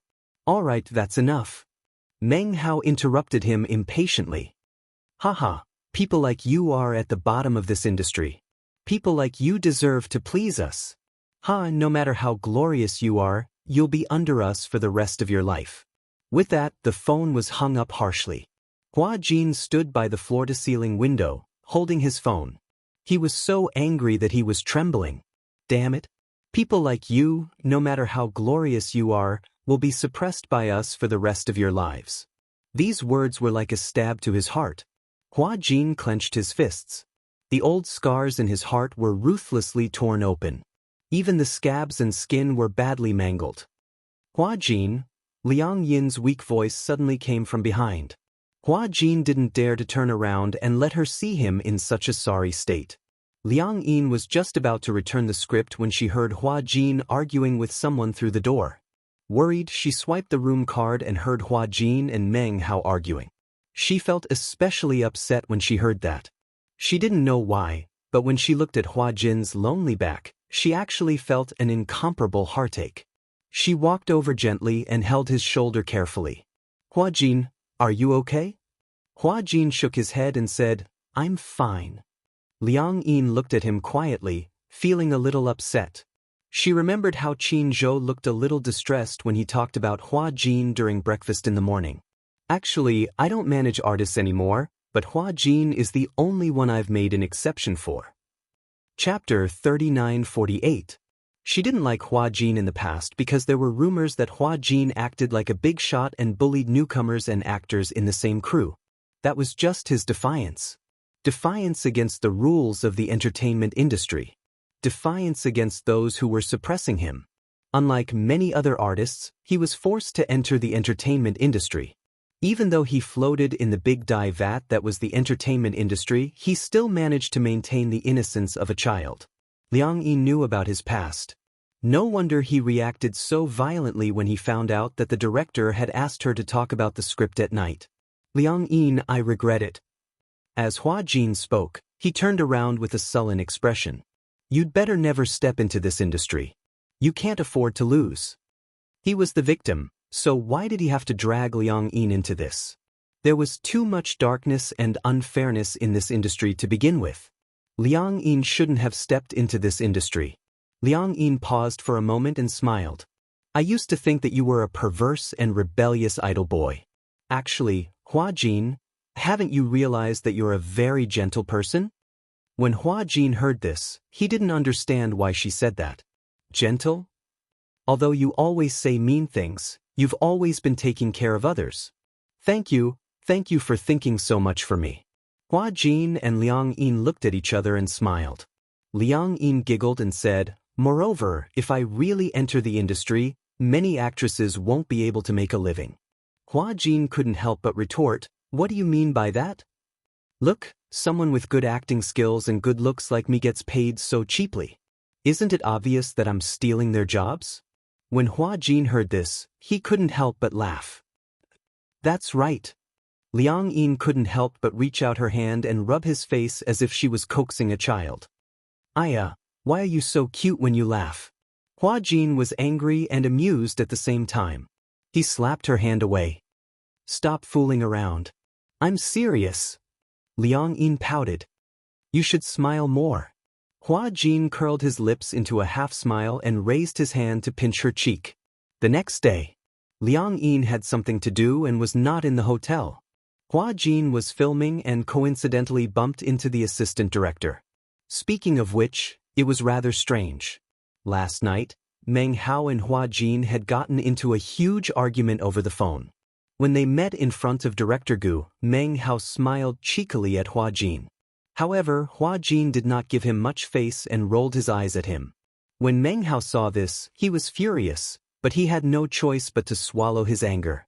Just as Meng Hao was about to take advantage of the time Hua Jin finished filming to have a talk with him, Qin Zhou unexpectedly came to visit. It was rare for Qin Zhou to visit. For the first time, she came to visit him at work, catching Hua Jin off guard. Why are you here? Qin Zhou didn't know why he had come to visit. He just wanted to come for no reason. He did not answer Hua Jin's question directly. Instead, he sat in the waiting area like a big boss. Hua Jin immediately served the big boss tea. Big boss Qin spoke. I don't think I've come to visit you since you started filming. So, since I'm free today, I'm here to see you, lest you look like an orphan. Hua Jin was speechless. Qin Zhou suddenly thought of something. He recalled Hua Jin's reaction when he saw him and smiled. You seem to know that I already know about that matter. What matter? The matter that you've switched back. Chapter 3949. You're such an astute person, how could you not notice that something was wrong? When Qin Zhou heard that, he felt that it made sense. What I said really came true. When I woke up in the morning, I realized that it had already been returned. Hua Jin still had some lingering fear. You can say that I borrowed your words. Then, Qin Zhou's lips suddenly curled into a sinister smile. Do you mean what you said? What do you mean? Do you mean what you said about me counts? Hua Jin did not react at first, but he nodded naturally. Yes, of course. Wait, he stared blankly with his eyes wide open. What do you mean? Qin Zhou reminded him calmly. I remember that you said that if you want to change back, you want to run naked? Hua Jin was petrified. He furrowed his eyebrows and said guiltily, It's just a joke. It's just a joke, how can you take it seriously? Are you a man? Yeah. Qin Zhou said disdainfully, a man's word is worth 1,000 gold, even if it's just a fart. Hua Jin controlled himself and immediately said, Since you said so, what else can I say? Let's talk about this when we're back at the hotel. What's the point of going back to the hotel? Qin Zhou hinted with his eyes. Look, there are so many people here. Why don't you show off your body? Who knows, there might be reporters here, and tomorrow's headlines will be yours. Hua Jin could not help but shudder. He could even predict what the news would say about him. Popular young actor Hua Jin has mental disorder, stripped naked and ran naked on set. No way. Hua Jin's stand was firm. I was just joking, do you really want me to run naked? Qin Zhou said in an old-fashioned manner, who knows, if you run naked tomorrow, Huan Yu's shares will double tomorrow. Hua Jin clenched his fists and complained, what a scary capitalist. Qin Zhou urged, enough, stop talking nonsense, hurry up. Strip. Strip. Qin Zhou seemed to take it seriously. He stood up all of a sudden. With his tall stature, his aura was almost 2 meters tall. Hua Jin was instantly terrified. He cupped his fists and begged for mercy, Boss, don't be like this. I can even perform a striptease for you in the hotel. Are you serious or are you joking? Do you think I'm joking with you? Hua Jin immediately moved 3 feet away from him. Stop fooling around. All right, stop messing around. Qin Zhou added, I'm really not interested in your body. Hua Jin, where's your little assistant? Qin Zhou returned to his seat and asked, why haven't I seen her today? She has something to do, so she has to go home. What is it? When Hua Jin heard this, he frowned and glanced at him suspiciously. He sniffed. Seeing him sniffing like a puppy, Qin Zhou said in disdain, "What are you sniffing for?" "Adultery. The smell of love." Hua Jin winked and said, "Why are you so concerned about her today?" "Is it strange that I'm concerned about my employee?" Hua Jin said seriously, "Even if she's your personal employee, it's strange for you to ask more than a second question." "Qin Zhou, don't tell me you're interested in her?" Without waiting for Qin Zhou to speak, Hua Jin justified himself. "That's true. After all, we share the same bed. Strictly speaking, it's also a short-lived marriage." Chapter 3950. Yesterday, Meng Hao invited Liang Yin for an audition. After the audition, Director Gu was quite satisfied. "Meng Hao?" Qin Zhou recognized the name. Meng Hao's table manners are notoriously ugly in this circle. Why did Liang Yin want to audition? Does she want to act? She seems to be interested in acting. Qin Zhou thought about it. Since she passed the audition and Director Gu was very satisfied, what's next? Hua Jin said, Meng Hao invited her to a hotel tonight to talk about the luminous script. Luminous script. When Qin Zhou heard this, his eyebrows furrowed. This word had a deep meaning in the industry. There were often directors and producers who used the excuse of talking about the script to invite new actors or celebrities who wanted to act. They would go to the hotel under the guise of talking about the script and do inappropriate things. Of course, this did not only happen to male directors. Some older artists with more experience and resources were not limited to men and women. The object of this unspoken rule was also not limited to men and women. Especially many male directors, men and women had different tastes. The sexual orientation of many directors was a mystery. Qin Zhou knew that Meng Hao liked to play with women. Sometimes he would also play with some of the new young men. It was quite disgusting. Qin Zhou had been in the industry for so many years, and countless women had been sent to his door. It was not that he was not moved, but he felt that it was dirty. It was not that he felt that those who did not hesitate to sell their bodies for fame and fame were dirty. It was that he felt that this kind of transaction was too dirty. He did not touch it. Although walking by the river often, who would not wet their shoes? But Qin Zhou did not know what it was. It was as if he was made of steel, and his determination was extremely terrifying. However, there was one thing that everyone in the industry tacitly agreed on. No one dared to touch Qin Zhou's people. No matter how low their status was, as long as they were under Qin Zhou, no matter how crazy they would not dare to touch a hair on them. Therefore, many newcomers who signed with Huanyu dreamed of being under Qin Zhou.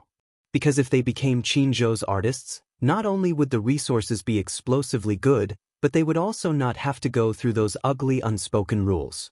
In this industry, even if they did not take the initiative to offer themselves, sometimes they could not help but be selected by the boss. They had to accompany him. If he didn't accompany them, it meant that he wasn't giving them any face. If it was light, they would withdraw their cooperation. If it was heavy, they would be banned from the internet. But Qin Zhou had the confidence and ability to do so. No one dared to do anything to his artists. Even if there were some that didn't know what was good for them, they would be beaten back in a few seconds. How dare Meng Hao? I wonder who Liang Yin belongs to? Although Liang Yin was only Hua Jin's assistant on the surface, since she was Hua Jin's assistant, Liang Yin's people were also his people. Meng Hao actually dared to have such an idea. No wonder he saw Meng Hao heading towards Hua Jin's resting place when he arrived. I had a fight with Meng Hao yesterday. What is it? He scolded me for not being tactful. Hua Jin was like a primary school student complaining to his teacher. He told Qin Zhou about his argument with Meng Hao last night. When Qin Zhou heard this, his expression did not change, but it was obvious that he was angry. Alright, I got it. He said, I'll handle it. Just focus on your acting. When Hua Jin heard this, he nodded silently. In the afternoon, Qin Zhou asked Meng Hao to meet. When Meng Hao found out that Qin Zhou had summoned him, he felt a little guilty. Chapter 3951. It would be fine if Hua Jin didn't take it to heart. But if he took it to heart and word got to Qin Zhou, he would be in deep trouble. Who is Qin Zhou? He was the boss of Huanyu. Although Huanyu was a branch of Xingyu Financial Group on the surface, and Mu Yazhe was the main legal representative of Huanyu, In fact, the real power of Huan Yu had long been in Qin Zhou's hands. Mu Yazhe had already handed over the real power of Huan Yu to Qin Zhou. If it weren't for their strong friendship, he would never have ceded such a big Huan Yu to Qin Zhou. This showed that Qin Zhou and Mu Yazhe had a good relationship. Most importantly, everyone knew that Mu Yazhe's wife, Yun Shishir, was an artist under Qin Zhou. Although Yun Shishir did not stop acting after giving birth to a little princess, she was no longer as active as before. She would occasionally take on high-quality female lead roles or attend some charity events. Basically, she would decline to participate in variety shows. It could be said that she had pretty much disappeared without a trace. But under Qin Zhou's operation, as long as Yun Shishir acted in a TV series or movie, it would definitely be the most popular. Whether it was the ratings or the box office, they were all second to none. What a terrifying operation to create such a situation. Qin Zhou was now mainly in charge of the operation of Huan Yu. The only artist who was more active under him was Hua Jin. It could be said that Qin Zhou's focus now was all on Hua Jin. Meng Hao was also sure that offending Hua Jin would undoubtedly offend Qin Zhou indirectly. So, the next day, he thought about trying to apologize to Hua Jin. In the end, in front of Director Gu, Hua Jin didn't even pay attention to him. Meng Hao was embarrassed. Director Gu also realized that something was wrong and couldn't help but ask what was going on and if he had offended Hua Jin. How could Meng Hao admit it? He was still angry. He had obviously lowered his status, but Hua Jin didn't even look at him, which made him very embarrassed. Director Gu added, "Luckily, you didn't offend Hua Jin. If you had offended Hua Jin, it would be equivalent to offending Qin Zhou." The consequences of offending Qin Zhou were self-evident. Meng Hao couldn't sit still anymore. Therefore, he thought of looking for an opportunity to have a good chat with Hua Jin and get closer to him. In the end, when she went to the waiting area, she bumped into Qin Zhou. She quickly left with her tail between her legs. Not long after, he received a call from Qin Zhou. On the phone, Qin Zhou's tone was still calm, saying that he had something to discuss with him. Meng Hao suddenly had a bad premonition. He felt that Qin Zhou's invitation to him was more like a hongmen banquet. Although Meng Hao felt guilty, he still mustered up his courage and perfunctorily replied. No matter what, since Qin Zhou had asked him out, he had to go. Qin Zhou was also here. The two of them met at a coffee shop near the set. As soon as Qin Zhou sat down, Meng Hao's entire body tensed up. The man in front of him was clearly in his 30s, but he still looked like he was in his 20s. He was even older than Hua Jin. However, even though he looked young, his body had a dignified aura. Even though he was smiling, it still made people shudder. Meng Hao respectfully handed him a cigarette.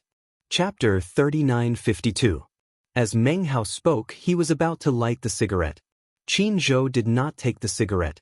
Instead, he lit a cigarette, took a puff, and gently flicked it into the ashtray. He narrowed his eyes and asked, "I heard that you went for an audition with Liang Yin. Is that true?" When he heard that Qin Zhou had indeed asked him out for an audition, he could not sit still any longer. "Yes." Qin Zhou exhaled a puff of smoke and said casually, "I also heard that you asked her to meet you at a hotel tonight for the second audition?" She is not familiar with the script, so I wanted to take it a step further. Meng Hao found an excuse, but this excuse was clearly useless in front of Qin Zhou. A step further? Qin Zhou caught on to these three words and became interested. What step further? I heard that director Meng has some rules. I heard that the real audition is usually done in bed? Meng Hao's sitting posture became more anxious. He quickly changed the topic. This Liang Yin, could she be one of CEO Qin's people? Qin Zhou knocked on the table to remind him not to play tricks. I'm not asking you a question. You haven't answered. Meng Hao immediately laughed awkwardly. CEO Qin, what are you talking about? What do you mean by audition in bed? CEO Qin should know the rules of this industry. In our line of work, we face a lot of pressure every day when we're casting. Moreover, these women come to us one after another. In other words, Meng Hao was pushing the blame onto Liang Yin, implying that Liang Yin had come to him on her own accord. Qin Zhou was even more displeased when he heard this. What you're saying is that my men are going to send themselves to your doorstep for you to infiltrate. Meng Hao couldn't sit still anymore. Isn't that? I didn't even touch her with a finger. Meng Hao frowned and decided to be frank. Boss Qin, I've figured out why you asked me to meet you this time. You're here to seek justice for Liang Yin, aren't you? Since that's what you mean, I think you're making a mountain out of a molehill. This matter hasn't even happened yet. However, after hearing what you said, I also know that from now on, as long as it's your people, even if it's just a small assistant, I won't dare to touch them. I'll give you my word, all right? He felt a little aggrieved. If he slept with this person, then he would feel a little guilty when they came knocking on his door. However, before he could even take a bite of the fat meat in front of him, Qin Zhou had already interrogated him. He couldn't help but feel a little displeased. Qin Zhou saw the change in his expression. Qin Zhou raised his eyebrows, picked up the coffee cup and took a sip. There was a long silence. Meng Hao couldn't sit still any longer. He stood up and bowed to Qin Zhou. There's still work to be done on set. I'm in a hurry to go back. Hee, Chairman Qin, please take a seat first. As he spoke, he pretended to leave. Qin Zhou, on the other hand, appeared to be neither hurried nor slow. He did not even lift his eyelids as he asked, "Did I allow you to leave? I remember when we first met, you were still a small-time producer. Now that you've been promoted to assistant director and have more experience, you're looking down on others." Chapter 3953. He had originally wanted to find an excuse to leave, but now that Qin Zhou had said that, how could he dare to leave? He didn't even know if he could walk out of this cafe. It was said that Qin Zhou's methods were ruthless. In the industry, no one dared to provoke him because he always won by surprise, making it impossible to guard against him. It wasn't that he liked to backstab people. Instead, he used his power to oppress people. Qin Zhou had a lot of power, and he knew that he had a lot of power. Hence, he used it to oppress people. He was a person who hated trouble. If he could solve it with power, he didn't want to waste his energy.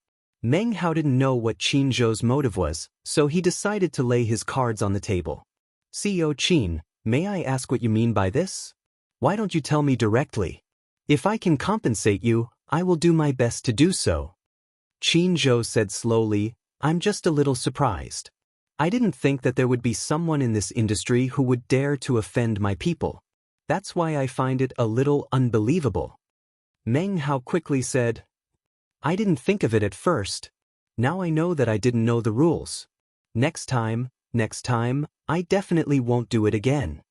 Qin Zhou said, I think that since she has passed the interview, Director Gu is quite satisfied with Liang Yin's performance. Then, why don't we let her join the cast directly? However, after she joins the cast, please avoid her when you see her. When Meng Hao heard this and saw that Qin Zhou actually proposed this condition, he agreed 120%. Okay, but from now on, I will treat Liang Yin like a grandaunt. Don't worry, I will definitely not let anyone make things difficult for her. After she joins the cast, give her the best assistant and makeup artist, understand? Okay. Also, the plot of Ubisoft Bird will be increased. This? Meng Hao looked a little hesitant. Qin Zhou looked at his troubled expression and immediately said, in the original novel, Ubisoft Bird was very important in the plot. In order to emphasize the role of the other female supporting character, the scriptwriter cut out many of her scenes. Meng Hao asked, Su Qin, have you read the script? Yes. Meng Hao nodded with a serious expression. I'll get the editor to change the script when I get back. Then, Meng Hao asked cautiously, can I leave now? Qin Zhou didn't say anything, but he didn't ask him to stay either. Seeing that Qin Zhou had tacitly agreed, Meng Hao immediately left with his tail between his legs. In the evening, Liang Yin received a call from Meng Hao. She thought Meng Hao was calling to harass her, so she did not pick up. Not long after, Meng Hao sent a message to say that Qin Zhou had spoken to him in the afternoon. He solemnly apologized to Liang Yin and said that he could directly arrange for her to join the set. Moreover, he had already contacted the scriptwriter to change the plot. The plot of Ubutero would become more serious. Liang Yin was shocked. She didn't expect that Meng Hao would call her to inform her that she would be joining the crew. However, she was still a little suspicious. Hence, she hurriedly called Hua Jin and told him about it. Hua Jin, on the other hand, was not surprised. He had also heard about it. It's probably because Qin Zhou talked to him today. Qin Zhou? Liang Yin was a little puzzled. Director Meng said that Qin Zhou was the one who looked for him. What happened? Chapter 3954. Liang Yin felt awkward. Why did you tell him about this? It's quite embarrassing. Why do you feel embarrassed? Hua Jin said half-jokingly, the director has taken a liking to you. This means that you are pretty and have the looks of a celebrity. Shouldn't you feel happy when you think about it? Liang Yin did not know whether to laugh or cry. She was more curious about Qin Zhou. What did he say to Director Meng today? I don't know what he said to Meng Hao, but Qin Zhou seemed to be very angry. I guess he went to reason with Meng Hao. Meng Hao was afraid of causing trouble, so he arranged for you to join the production team. To the production team, this should be an exception. I feel that Qin Zhou cares a lot about you. Don't talk nonsense. What do you mean I'm talking nonsense? You don't know that he actually came to visit me today for the first time. Hua Jin said angrily, you don't know that he rarely comes to visit me even though I've been in the production team for so long. He actually came to visit me today. Could it be that he has found his conscience? To Qin Zhou, Hua Jin should belong to the free-range type. Firstly, Hua Jin was more obedient and did not cause trouble, so he was not worried. Secondly, he had already arranged for work matters. He only needed to send the draft to his assistant's email and Hua Jin would follow the schedule. It was under such circumstances that Qin Zhou actually came to visit her. Who knew what he was thinking? Liang Yin, however, was still skeptical. Then, should I join the production team directly? Yes, you can join the production team directly. You don't have to worry about anything else. I heard that Qin Zhou even arranged an assistant for you. An assistant arranged by Meng Hao? Liang Yin was still worried. She felt that Meng Hao would not let her off so easily after being taken advantage of. Don't worry. Meng Hao won't dare to offend you. In the past, no one dared to offend Qin Zhou. Now that Qin Zhou is different from before, how dare Meng Hao? What a joke. What ability does he have? He's just a small assistant director. When Liang Yin heard this, she was a little dazed. At that time, she was filming on the set. When she went in and out of the film studio, she would often see women dressed to the nines. They would either hold the assistant director's hand or the producer's hand as they walked on the streets, smiling like flowers. Even such a small assistant director was enough to make them scramble like a flock of ducks. Now, based on Hua Jin's tone, the assistant director was actually a mere person. In this circle, the difference in level was not small. But, since Hua Jin said that she could directly join the crew, Liang Yin had no choice but to comply. By the way, your pay has also been set. It's the highest among the supporting roles, 100,000 yuan per episode. 100,000? I'm guessing it's because of Qin Zhou. But, the production crew only dared to name a price because Huan Yu is one of the investors. Either way, let's just assume Qin Zhou is paying you. Liang Yin was a little flattered. Hua Jin said enviously, that's great. You come from such a good family. You have to know that you haven't signed a contract yet. You don't have to share your pay with anyone. I've just debuted. I can't even get 100,000 yuan per episode, let alone 100,000 yuan per episode. I just want to show my face. Liang Yin felt even more uneasy. She felt that she owed Qin Zhou a lot. Why did he treat her so well? Could it be? Was he interested in her? Liang Yin quickly waved her hand when she thought of this. Chapter 3955.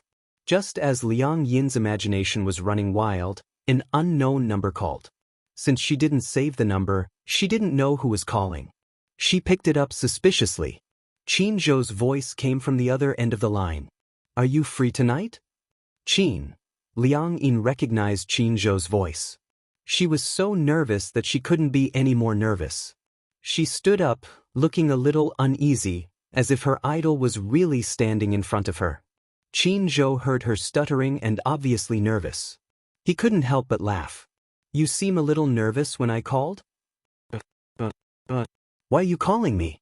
Liang Yin held her forehead in annoyance as she asked this question. She sounded as if she didn't like him calling her. She definitely didn't mean it that way. She hoped that he wouldn't misunderstand her. Qin Zhou found her even more interesting after hearing this. She was so nervous. It seemed that what Hua Jin said about Liang Yin having a crush on him was true. Don't be nervous. I'm just asking if you're free tonight to have dinner together. Dinner? Liang Yin was so excited that she almost couldn't catch her breath. When she came back to her senses, she quickly nodded and said, "Of course I'm free. What are we eating?" However, after saying this, Liang Yin felt a little annoyed again. Why did her tone and words make it seem like she wasn't reserved at all? Would he think that she was a frivolous woman who couldn't wait to throw herself at him? Liang Yin suddenly felt that both her IQ and IQ had dropped by more than one level. They weren't even in love yet? How could she be so stupid? Could it be that the saying that a woman's IQ would drop when she was in love was true? Just as she was letting her imagination run wild, Qin Zhou's voice came clearly from the receiver. "Did you hear what I said?" Liang Yin was so lost in thought that she didn't hear what he said clearly. She immediately said, "There seemed to be a problem with the signal just now." "What did you say?" "I asked you if it's convenient to pick you up now?" "It's convenient." After Liang Yin gave him the address, she thought for a moment and said, Can you get there in half an hour?" "Well, if there's no traffic jam, we should be able to get there in half an hour." When Liang Yin heard this, she immediately felt a sense of urgency. After hanging up the phone, she immediately rushed into the bathroom to wash her face, wash her hands, and apply her foundation. She wasn't very good at makeup, but she knew how to do basic light makeup. However, she didn't know if it was because she was too nervous and flustered, but she seemed to have put on too much eyeshadow and too much lipstick. Just as she was about to start all over again, Qin Zhou called and said that he was already downstairs. Liang Yin didn't have time to remedy the situation. She put on her coat and hurried downstairs. When she arrived downstairs, she saw Qin Zhou's Bentley parked at the entrance of the neighborhood. He was sitting in the car, smoking a cigarette. When he saw her come downstairs, he immediately put out the cigarette, opened the door, and got out of the car. The moment he saw Liang Yin, his face froze. Qin Zhou's deep gaze landed on her face. At first glance, he was attracted by her thick eyeshadow. She seemed not very good at makeup. Her eyeshadow was too thick, so her eyelids looked bloated. Chapter 3956. Qin Zhou asked, "Did you put on makeup?" When Liang Yin heard this, she became a little nervous. "What's wrong? Is it very thick?" Qin Zhou touched the tip of his nose and said, "Yeah, it's a little thick. Like a little tabby cat." Liang Yin covered her face guiltily. She didn't have a mirror with her, so she didn't know what to do. "It's cold, let's get in the car first." As Qin Zhou said this, he unlocked the car. Liang Yin lowered her head and got into the car in frustration. However, for some reason, perhaps because she was worried that she would sit too close to him, the failed makeup on her face was clearly visible. When Qin Zhou got into the car and saw that she was sitting in the back seat, he was a little surprised. "Why are you sitting in the back?" "Well," Liang Yin said guiltily, "do you want me to go up and remove my makeup? I don't really know how to put on makeup. It seems too ugly." "If you don't know how to put on makeup, why do you want to put on makeup?" Qin Zhou retorted. Hearing this, Liang Yin felt even more dejected. It looked like she really did put on makeup that was very ugly. Otherwise, he wouldn't have said that. Oh no. She had wanted to put on some pretty makeup to leave a good impression on him. In the end, she hadn't expected that it would backfire. Just as she was feeling more dejected, Qin Zhou suddenly said, "I think you look good with makeup." When Liang Yin heard this, she was stunned. She was a little surprised and in disbelief. Really? Qin Zhou nodded seriously and patted the front passenger seat. He smiled and said, "Come and sit here." "Oh." She obeyed and moved to the front passenger seat. Just as she sat down, she saw Qin Zhou's hand resting on the armrest. His fair and well-proportioned fingers looked like they were carved from jade. They were extremely beautiful. They were even prettier than a woman's hand. Liang Yin couldn't help but be entranced by them. Seeing that she kept staring at his hand, Qinzhou also looked at his hand. He turned it over and asked, "Why do you keep staring at my hand?" Liang Yin came back to her senses and looked up. When she saw him staring straight at her, she quickly turned her head and looked straight ahead. She gulped nervously, feeling unbelievably nervous. She was so nervous that her heart was thundering. "Because your hands are beautiful." "Really?" Qinzhou seemed to be used to it. "There's no one who doesn't think my hands are pretty." Liang Yin smiled and rubbed her hands shyly. It was obvious that she didn't know how to act freely in front of him. Qinzhou opened the armrest box. Inside the armrest box were some makeup tools, cotton pads, and a makeup plate.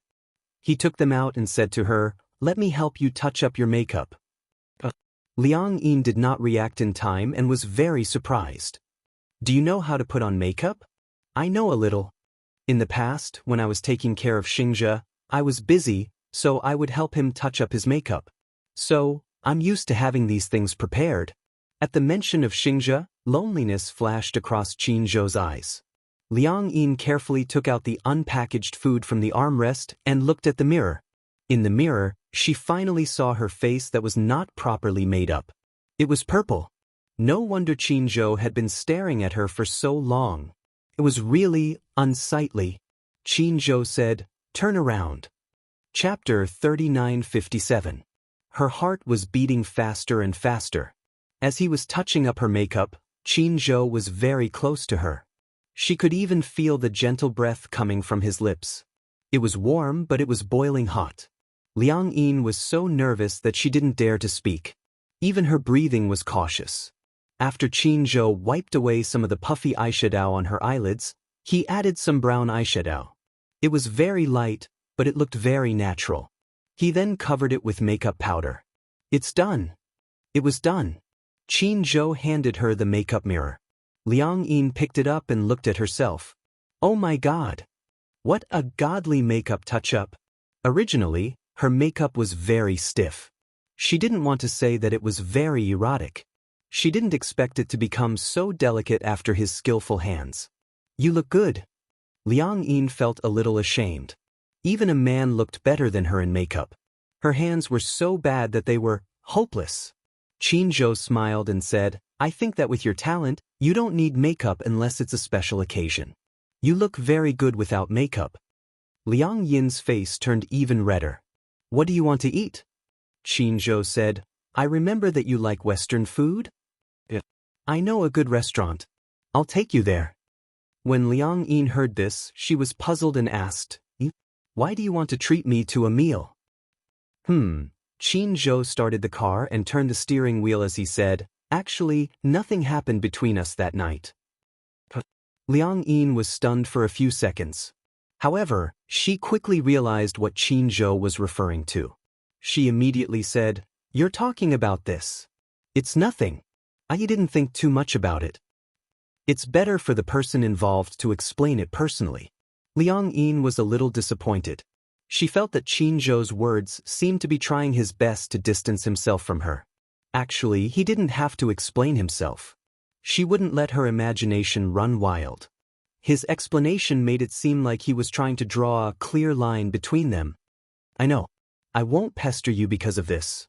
Liang Yin said this because she thought Qinzhou was worried that she would pester him because of this.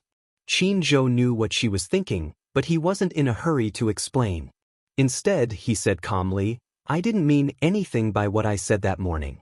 I was just testing you. Because when I first saw you when I woke up, I felt that you weren't Hua Jin." Qinzhou continued, "But I wasn't sure, so I wanted to confirm it. Sure enough, you've really switched back. This was also a good thing that was worth celebrating. So, let's treat this meal as a celebration, and also as an apology for what I did back then." Liang Yin blushed and nodded. She was extremely nervous. How could she not be nervous when her Prince Charming was sitting right beside her? The car sped along, until the car stopped at a Western restaurant with an extremely elegant environment. Liang Yin looked up and saw a series of English letters on the signboard, but it was not an English photo. French? Qinzhou went to the front passenger seat and opened the door for her. Liang Yin got out of the car, pointed at the signboard and asked, "What kind of Western restaurant is this?" "This is French food. It's a 3-star Michelin restaurant." "What's a Michelin restaurant? Isn't it selling tires?" Qin Zhou was speechless. Chapter 3958. Indeed, there was a tire brand called Michelin that could be found everywhere. Liang Yin often saw this signboard's tires and a special cartoon character. Qin Zhou pondered for a moment and said, "Actually, Michelin restaurants have another nickname." "What's the nickname?" "It's a restaurant that is troublesome to prepare and troublesome to eat." Liang Yin was dumbfounded when she heard this. So there was such a saying? Michelin dishes might take a lot of effort to prepare, but if you eat, the dish will be gone in a few seconds. Will you not be full? Coming to this restaurant is for this elegant atmosphere. But you shouldn't be hungry. Qin Zhou said, "Why are you in a daze? Let's go in. I've already made a reservation." Oh, Liang Yin was about to enter when she suddenly realized that Qin Zhou had stopped moving. His arm was slightly empty as he gestured to her. "Just hold my arm." Liang Yin was a little uneasy, but she still mustered up her courage and held his arm nervously. Somehow, she felt that this action was something that only couples would do. Qin Zhou took her into the restaurant, and a waiter immediately led him to the reserved booth. Michelin restaurant had an elegant environment. When they walked in, the lights were dim, but it was enough to see the layout of the restaurant and the path under their feet. The two of them walked to the booth. The waiter first pulled out a chair and gestured for Liang Yin to sit down. It was Liang Yin's first time in this restaurant. She was not used to such thoughtful service and stood there in a daze. Qin Zhou said, "Sit down." Only then did Liang Yin dare to sit down. Just as she sat down, the waiter adjusted the seat for her and walked to Qin Zhou's side to pull out a chair for him to sit down. The service was too thoughtful. There was a kind of the sense of ceremony of European royalty. The service of this Michelin restaurant prioritized the ladies. In the same booth, the ladies would be prioritized before the men. The waiter looked French. This restaurant was originally opened by French people. Everything in the restaurant, even the details, had been restored to the original taste of Michelin. The waiter unfolded the napkin and carefully placed it on her lap. However, such a complicated etiquette made her feel even more uneasy. She was afraid that she would ruin the dining ceremony of the restaurant and become a joke to others. She felt that most of the people who went in and out of the restaurant were either rich or respectable, but it was her first time stepping into such an expensive restaurant. This was even more luxurious than the Western food Hua Jin had treated her to. After laying out the napkins, the waiter served 2 appetizers. There were 2 appetizers. One of them was pointed out by Qin Zhou, black truffle puff skin soup, which was bogus classic. It was said that only VIP guests could enjoy this dish, and it was not available to outsiders. On the surface, the cup looked like it was made of crispy pastry. After poking open the golden skin, one could see the warm soup inside. Liang Yin was suddenly in a dilemma. The dishes were so exquisite that she didn't know how to eat them. Previously, when he went to the Western restaurant, he still knew how to cut the steak. So, should he just drink the crispy skin soup or? Liang Yin looked at Qin Zhou, asking for advice. Chapter 3959. She took a bite and the fragrance lingered in her mouth. Liang Yin followed Qin Zhou's example. She soaked the pastry in the soup and took a bite. It was delicious. The appetizer was Hungarian cheese, which was also delicious. Just like that, she finished all the appetizers in no time. The waiter was standing at the side. When he saw Qin Zhou raise his hand, he immediately walked over and took away all the plates. However, when he saw Liang Yin eating the CD, he was surprised. Qin Zhou took a look and saw that Liang Yin was a little confused. He immediately explained, "Almost no one eats all the appetizers here. Because it's delicious. It's okay. It's nothing. It's just that most people are picky. Moreover, they're afraid that if they eat too much appetizers, they won't be able to eat the main course." Isn't this the main course? The main course hasn't been served yet. Usually, one dish is the only dish on the table. When the appetizers are taken away, the next dish will be served. I see, she had learned something new. Liang Yin smiled and said, "It's delicious. If you didn't treat me, I wouldn't have known that there was such delicious Western food. This Michelin restaurant is considered authentic. The taste is quite good. Qin Zhou's taste was also more picky. The restaurant that he chose would definitely not be bad. Then, the main course was served one after another.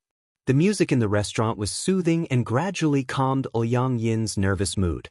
Parmesan soufflé, Bayern boiled eggs. When the burgundy snail was served, Liang Yin's face gradually showed a trace of embarrassment. This is snail, burgundy snail. It's delicious. Snail? Can snails be eaten? Snails are cultivated artificially. Their meat is very tender. When Liang Yin saw the snail, the image of a snail with two antennae slowly wriggling on the ground on a rainy day appeared in her mind. It was sticky and she could even see mucus. It felt difficult to eat. Liang Yin was a little hesitant. Qin Zhou knew that she didn't dare to eat it. Those who weren't used to French food might flinch at the sight of snails.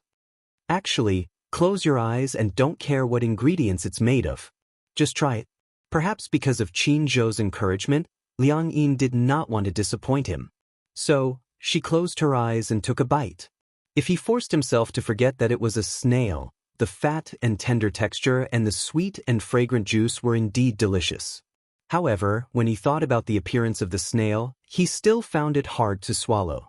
However, Liang Yin obviously gave him face and swallowed it. However, the expression on his face when he swallowed the pill was clearly a little conflicted. Qin Zhou couldn't help but laugh. After all, to her, eating snails was no different from eating earthworms. Is it good?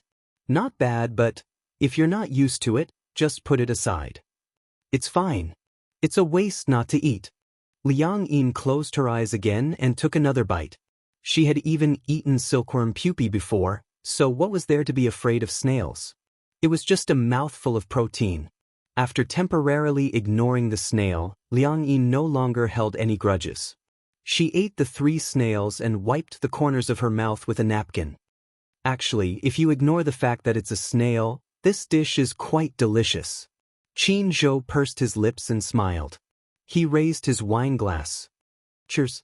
Liang Yin also raised her wine glass. Ding. The glasses clinked. Chapter 3960. Liang Yin was a little afraid of getting drunk. She didn't know how she would behave when she was drunk and whether she would make a fool of herself. So she asked, "Will I get drunk?" That depends on your alcohol tolerance. However, no matter how bad your alcohol tolerance is, at least you won't get drunk after drinking this glass. Qin Zhou paused and said half-jokingly, "But if you can't drink, don't force yourself. I don't accept scams." Liang Yin pursed her lips and smiled. She suddenly felt that it was very comfortable to get along with humorous men like Qin Zhou. It was no wonder that people said that when they were young, they liked to chase after young, fresh meat because they were handsome and had a youthful aura. However, most women still ended up with mature and steady men. Qin Zhou was a typical mature man. At this moment, the lights in the booth suddenly dimmed. Liang Yin was shocked. She thought that there was a power outage. But if there was a power outage, the lights wouldn't have dimmed so gradually. Qin Zhou saw Liang Yin's surprised expression and immediately said, "This is a special program for this restaurant." Special program? While Liang Yin was still curious, she saw the holographic projection lights above her head emit a glassy color that wasn't dazzling. Then, this charming and resplendent light gently fell on the white tablecloth. Such a big table now became a natural projection screen. The entire tablecloth was rendered into the Milky Way by the lights. It was too beautiful. It was so beautiful that it was suffocating. Liang Yin sucked in a breath of cold air. She didn't expect that the white tablecloth, which she thought looked ordinary when she sat down, would be so ordinary. She didn't expect that a holographic image would give her the feeling of being in a dazzling galaxy. "It's so beautiful." Qin Zhou smiled and looked at Liang Yin. Liang Yin looked at the resplendent lights in a daze. Along with the music, all kinds of beautiful effects were created. "Can I take a picture?" "Of course." After getting Qin Zhou's approval, Liang Yin quickly took out her phone, took a picture, and uploaded it to her WeChat moments. She often used WeChat, but she didn't have many friends on it. Hua Jin was also there. Not long after Liang Yin uploaded the post to her WeChat Moments, Hua Jin saw it. He went to look for Qin Zhou furiously and sent him an angry emoji. Qin Zhou, you guys had a secret meeting behind my back and even went to eat a Michelin 3-star restaurant. Why didn't you bring me along? Qin Zhou took out his phone and saw that it was a message from Hua Jin. He glanced at it and threw it aside, ignoring it. Hua Jin went to harass Liang Yin again. Okay, you guys went to have fun behind my back and left me alone in the hotel. Liang Yin replied with a snickering emoji. Hee, I won't bring you. Hua Jin exploded in anger and sent an aggrieved kitten emoji. In the blink of an eye, tears flowed like a river. If there's good food next time, I won't bring you guys along. Liang Yin smiled and replied with a tongue-out emoji. Then she ignored Hua Jin. Qin Zhou saw that she was holding her phone and guessed that it was a message from Hua Jin. He asked, Hua Jin went to harass you? Yeah, he said that we didn't bring him to Michelin and he was angry. Qin Zhou snorted. Did I not bring him here to eat enough? He must be sick of it. Do you guys come here often to eat? Chapter 3961. Liang Yin lifted the wine glass and took a sip of champagne. Perhaps it was because of the small amount of alcohol, but her face turned red all of a sudden. On the way back, Qin Zhou had been drinking, so he called the chauffeur to help Liang Yin into the car. She was obviously a little drunk and a little groggy, but she wasn't exactly drunk. She only felt that Qin Zhou's voice was a little ethereal and distant. The heater was turned on in the car, so it was very warm. Liang Yin leaned against the seat and felt her head suddenly become heavy and groggy. Seeing that her head was swaying, Qin Zhou simply reached out his arm and put it around her shoulders so that she could lean on his shoulder. For some reason, at that moment, Liang Yin suddenly became clear-headed. Even though she had indeed drunk some wine earlier and felt a little tipsy, Qin Zhou's action had undoubtedly startled her awake. Leaning on his shoulder, she was so stiff that her whole body was tense. Liang Yin mustered up her courage and opened her eyes a little to sneak a peek above her head. Qin Zhou looked out the window quietly. His chiseled side profile was extremely exquisite, like a work of art carved by the gods. With such good looks, he could definitely debut as an idol. At that moment, Liang Yin clearly understood that she seemed to be in love. No one had ever treated her so well. Whether it was her father or her mother, she had been like a weed since she was young. She felt like she had been exiled. She wasn't a sentimental person, but occasionally, she would feel envious and jealous when she saw other children coming home from school with their parents. When she came home alone, the house was empty. When she was young, she could only go to her grandparents' house to eat, or cook instant noodles for herself. She didn't know how it felt to be doted on. It wasn't because Qin Zhou was so good to her that she liked him. It was because he gave her an indescribable feeling. She would rather recognize this feeling as a sense of belonging. I don't know how many times you've been giggling since this morning. On the set, Liang Yin was waiting for the opportunity to try on her makeup. When Hua Jin came back from filming, he saw her hugging his hot water bottle and giggling like no one else was around. He walked over grumpily and snatched the hot water bottle from her arms. He glanced at her and said, "How much longer are you going to giggle like that?" Liang Yin snapped back to her senses. She glanced at him and quickly stopped giggling. Have you passed? Yes. Wait for the next one. Hua Jin sat down and looked at her expression suspiciously. Even though she wasn't wearing makeup or blush, her red cheeks looked like they had been dyed with rouge. He couldn't help but feel suspicious. What did you guys do yesterday? Liang Yin said, Nothing. I saw you giggling like a fool. Hua Jin smiled wickedly. Did you make any progress yesterday? What are you thinking? What else did you do after dinner yesterday? We didn't do anything. After dinner he sent me home and then left. Hua Jin furrowed his brows. He hated Qin Zhou for being so disappointing. He had thought that Qin Zhou had taken a liking to her and wanted to make a move on her. Chapter 3962. At last night's dinner, Hua Jin had thought that Qin Zhou wanted to serve meat directly. He didn't expect that Qin Zhou had become a vegetarian. Boring. When Liang Yin heard that, she could guess what Hua Jin was thinking. She snorted coldly. Do you think Qin Zhou is like you? He's a gentleman, not what you think. He's a gentleman? Do you want me to talk to you about his past relationships? Hua Jin deliberately baited her. As expected, Liang Yin took the bait and became excited all of a sudden. Past relationships? Tell me about it. If you want to know, I won't say. Liang Yin hated people who kept people in suspense and didn't satisfy their curiosity. Was there a need to ask? It was obvious that he was doing it on purpose. Since Hua Jin didn't say anything on purpose, Liang Yin also resisted the urge to ask. Firstly, she didn't want Hua Jin to get what he wanted. Secondly, it didn't seem appropriate to ask about his past. However, Liang Yin started to ask Hua Jin about other things. Do you know what Qinzhou likes to eat? For example, what kind of dishes he likes to eat. Also, what kind of fruits and flowers he likes. Hua Jin said casually, he's a capitalist. He likes money the most. Money can buy everything you say. Liang Yin was speechless. She was speechless. Hua Jin frowned slightly. Why, you want to make soup and cook for him? I heard that when he goes to work, he either orders takeout or eats from the cafeteria. The food in the cafeteria must be terrible, right?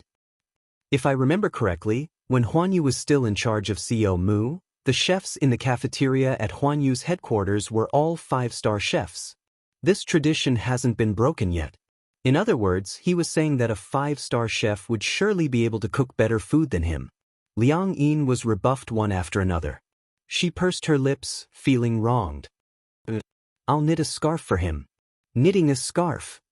Hua Jin narrowed his eyes and teased, can't you be more mature and knit something difficult? I know how to knit scarves and scarves. Really? Why would I lie to you?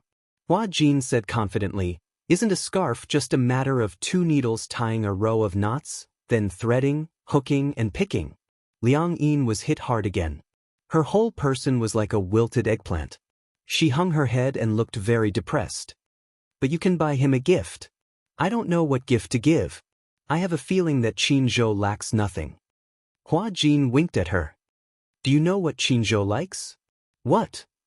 Men are just like women who like lipstick, bags, and jewelry. Men also have things that they like. What? Qinzhou has a hobby of collecting things.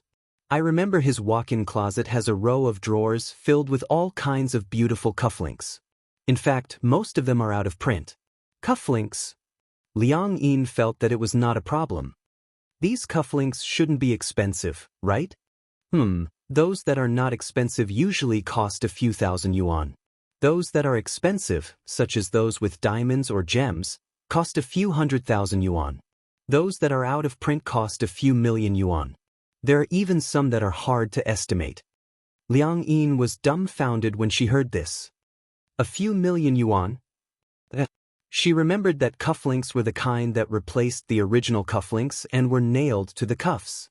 Why, someone spent a few million yuan just to buy a pair of cufflinks. How extravagant!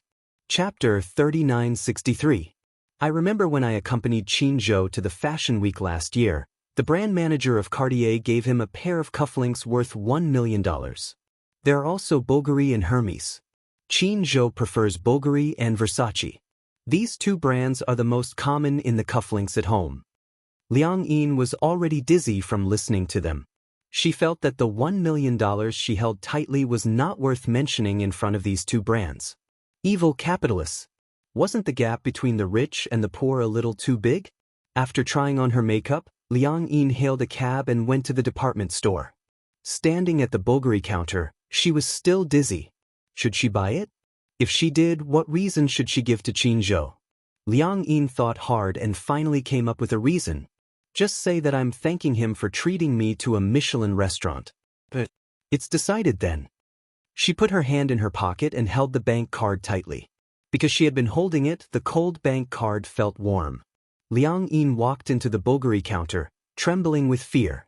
The reason why she was trembling with fear was that Bulgari's magnificent facade was a little dazzling. Even the staff at the counter were exquisitely dressed and good-looking. Let's walk around first. It was better to take a look at the price. Otherwise, if she asked, it would be hundreds of thousands or millions. What should she do if she couldn't afford it? That would be awkward. She felt that this kind of store was not a place for her. Liang Yin strolled around the counter as if there was no one else around. The staff in charge of the store sized her up and didn't pay much attention to her. No one came forward to serve Liang Yin. Those who worked in such a counter were all elites. Which one of them didn't have extremely sharp eyesight? Just by looking at her from head to toe, they could tell what brand she was wearing. Liang Yin was wearing clothes bought online. At most, they cost a few $100s. Which of the people who came in and out of these counters wasn't a rich lady wearing a mink coat or a successful man accompanied by a beautiful woman? She was probably a poor person who saw Bulgari and came to shop out of curiosity. Seriously, why would poor people come to visit Bulgari? However, after seeing that no one was there to serve her and that she had been walking around alone for a long time without any intention of leaving, the shop assistants gathered together and looked at her with disgust. Who is going to chase her away? I saw that she had been strolling around inside for so long, but she didn't seem to have any intention of leaving. Don't tell me he's a thief trying to steal from the counter? She doesn't look like it. She's a girl. Why else would she shop in the counter for so long? Looking at her poor appearance, how could she possibly be here to buy things? How can a commoner like him afford the things here? She doesn't look like a thief, does she? Who knows? Is the word thief written on the thief's face? The store manager became impatient and said, "There are only so many displays in the counter. Just go and see what's missing." A few of the shop assistants immediately nodded and pretended to be on patrol. They pretended as if nothing had happened and looked at the displays in the counter to see what was missing. Another shop assistant stepped forward and asked, "Hello, Mississippi. You've been shopping here for a long time. What can I do for you?" Chapter 3964. She had just walked around. Although some of the designs were indeed cheap, they still cost tens of thousands. Moreover, they were not considered good-looking. Even a layman like her felt that they were not good-looking, let alone Qinzhou. Most of the good-looking designs cost 5 or 6 figures. Some of them did not have a price tag, so she did not dare to ask. She was afraid that she would not be able to afford them and would be looked down upon. Actually, Liang Yin was very sensitive. From the moment she walked into the counter, she could sense that the people at the counter were not very friendly towards her. For example, before entering this counter, she saw a woman dressed like a noblewoman being bowed and sent away by the shop assistant. Her smile was as flattering as it could be. When she turned around and saw her entering the counter, the heat on her face quickly cooled down, and her expression changed faster than flipping through a book. Liang Yin felt that she was being looked down upon, so she simply looked around herself and did not bother others. Now that the staff saw her, she took the initiative to ask. However, her tone was neither cold nor warm, and there was no intention of welcoming her. Instead, it sounded like she was driving her away. Liang Yin did not feel good when she heard this. However, on second thought, no matter how bad it was, she still had a lot of money on her. After all, Hua Jin had given her $1 million. This $1 million could not possibly not be enough to buy a pair of cufflinks here. Thinking of this, she became self-righteous again. "I want to buy a pair of cufflinks." Seeing that she had spoken, the staff was a little surprised. She had thought that since she had obviously come forward to drive her away, she would ask for a snub and quickly leave. She did not expect her to say that she wanted to buy cufflinks. "Who do you want to buy it for?" Liang Yin pondered for a moment and said, "I'm buying it for my boyfriend." "I see." The staff gave a fake smile and suddenly reminded her dryly, "Our things here are not cheap. A pair of cufflinks would cost at least 5 figures. Are you sure you want to buy it?" She asked so tactfully because she wanted to indirectly remind her that the things here were expensive and not cheap. She had to think carefully. What if she eagerly introduced them and the customer thought that they were expensive and did not want to buy it? Then wouldn't she be wasting her breath? It was not that they were too snobbish. Indeed, sometimes in order to welcome a customer, the customer only came to the counter to take a look. It was nothing more than wanting to see the true face of the luxury goods. In fact, they did not really want to buy it. However, he still had to entertain the customers who entered the store. Often, this kind of customer would pretend to walk around, and when the shop assistant introduced them one by one, It was obvious that they couldn't afford it. They would even pompously say, "It's not to my liking," and leave. As for the really good customers, they were snatched away by other colleagues. On the surface, these counter clerks got along well with each other, but in fact, all of them were very clear-headed and astute. Why would they go against their own performance? Therefore, for such customers, the staff would push all the blame to their new colleagues. When Liang Yin heard what she said, she was a little displeased. "If you can't afford it, why are you here?" On the surface, the shop assistant was smiling, but in her heart, she was cursing. She had heard such words countless times. Often, there would be some old ladies dressed in gaudy clothes, pretending to be rich ladies, who would come to the counter to shop, but in the end, they would not buy anything. "Okay, then take a look and see if there are any designs that you like." Liang Yin looked again and felt that there were no designs that looked particularly good in the counter. "Are all the designs here?" Chapter 3965. Of course not. These are the more affordable designs in our store. The really expensive ones have been kept away because many customers touch them with their hands. If the sweat on their hands gets on those gems and diamonds, it will affect their luster. Oh, Liang Yin's eyes darkened when she heard this. The designs on the outside looked so mediocre, but the prices were already in the tens of thousands. Wouldn't the expensive ones cost hundreds of thousands? Liang Yin was a little conflicted. She felt that her wallet was about to be emptied after such a long time. She didn't feel good about it. "Forget it. Let's take a look first. It's free to look. These designs don't look good. Show me some nicer ones." The shop assistant muttered, but she couldn't refuse. She said, "Wait for me here." With that, the shop assistant went back to the safe. Just then, another shop assistant walked over, looking a little nervous. "Did you see the sapphire ring on display in cabinet A?" "What's wrong?" The shop assistant also became alert. "Don't tell me, that woman is really a thief? The sapphire ring is gone." The two of them walked to cabinet A, and indeed, the sapphire ring on display was gone. The two of them were dumbfounded. "It can't be. I was watching her just now. She passed by cabinet A, but I didn't see her touch it. What do you know? Some thieves are so good at stealing that they can steal things without anyone noticing. Don't let her go. Ask her clearly and I'll ask the store manager. I'm afraid she's been released." The shop assistant turned back and walked to Liang Yin. Seeing that she had returned empty-handed, Liang Yin was a little puzzled. "Didn't you go to get your cufflinks? The safe isn't open. Look at the others." When Liang Yin heard this, she thought that the shop assistant thought that she couldn't afford it and was patronizing her. She was angry and said angrily, "Forget it. I'm not buying anymore." She would go to the other counters to take a look. Didn't Qin Zhou like Versace's brand too? When she passed by, she saw the Versace brand. On the way here, she went online to find out more about the brand's logo. Seeing that Liang Yin was about to leave, the shop assistant stopped her. "You cannot leave." The shop assistant was so excited that she grabbed Liang Yin's wrist. Liang Yin struggled for a moment, and her face turned ugly. "What are you doing? Why aren't you letting him go? Didn't you say you wanted to buy cufflinks for your boyfriend?" "That's right. But you don't show me the good stuff. The designs outside don't look good. Don't go yet." That was all the shop assistant said. She looked around and looked at her colleagues. "What do you mean?" After a while, the store manager and his colleagues hurried over, looking flustered. "The sapphire ring is gone." "He's really gone." When the shop assistant heard this, she was furious and pushed Liang Yin fiercely. "Take out the ring." Liang Yin was confused. After being pushed, she staggered back a few steps and almost fell. She was furious. "What are you doing?"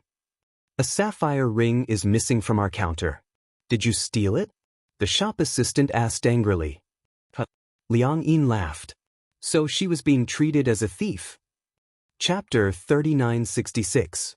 However, the shop assistant said righteously, "From the beginning until now, there was no one else in the counter other than you. If you didn't steal it, who else could it be?" Liang Yin was furious. In her mind, thieves were like rats crossing the street. Anyone would be angry if they were treated as a thief for no reason.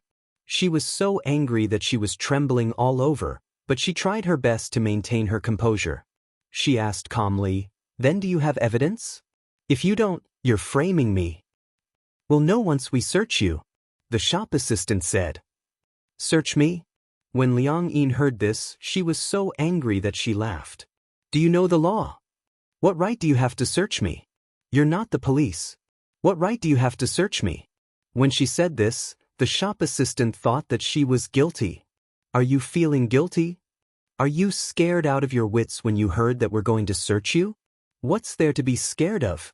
I didn't steal it, but you don't have the right to search me.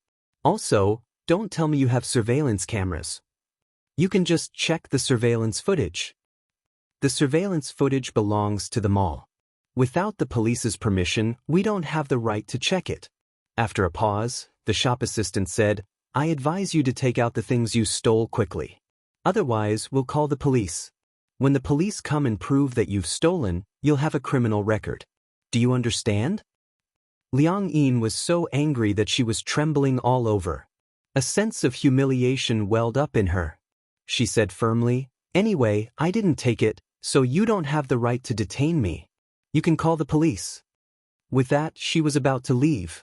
Seeing that she was about to leave, the shop assistant was even more certain that she had a guilty conscience.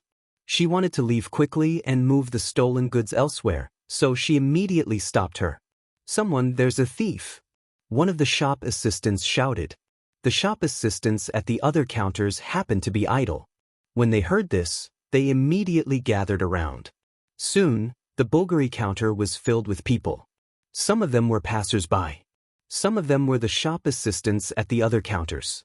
When they heard that someone had stolen something, they immediately rushed over to watch the commotion. In an instant, Liang Yin looked around. Many people were glaring at her and pointing at her.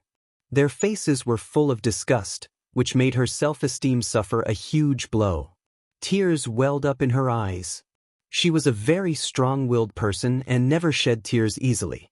However, she felt extremely humiliated to be treated as a thief and in front of so many people. However, even though she felt angry and humiliated, she still straightened her back and wiped away her tears. She said coldly, "Please call the police now. I didn't do anything wrong, so I'm not afraid of ghosts knocking on my door. It's the same even if the police come." "Fine. You're so stubborn. Since you said you want to call the police and aren't afraid of embarrassing yourself, then what are we afraid of? Anyway, if something is missing, they will definitely report it to the police. Just wait for your record." The shop assistant made a phone call the police. The shop assistants looked at each other with impatience written all over their faces. If he stole it, so be it.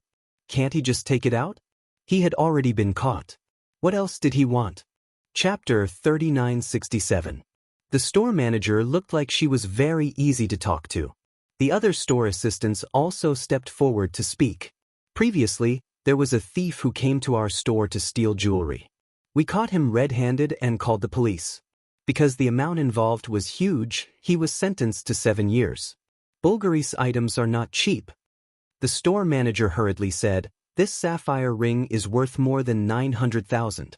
The amount involved is huge, so you have to think carefully."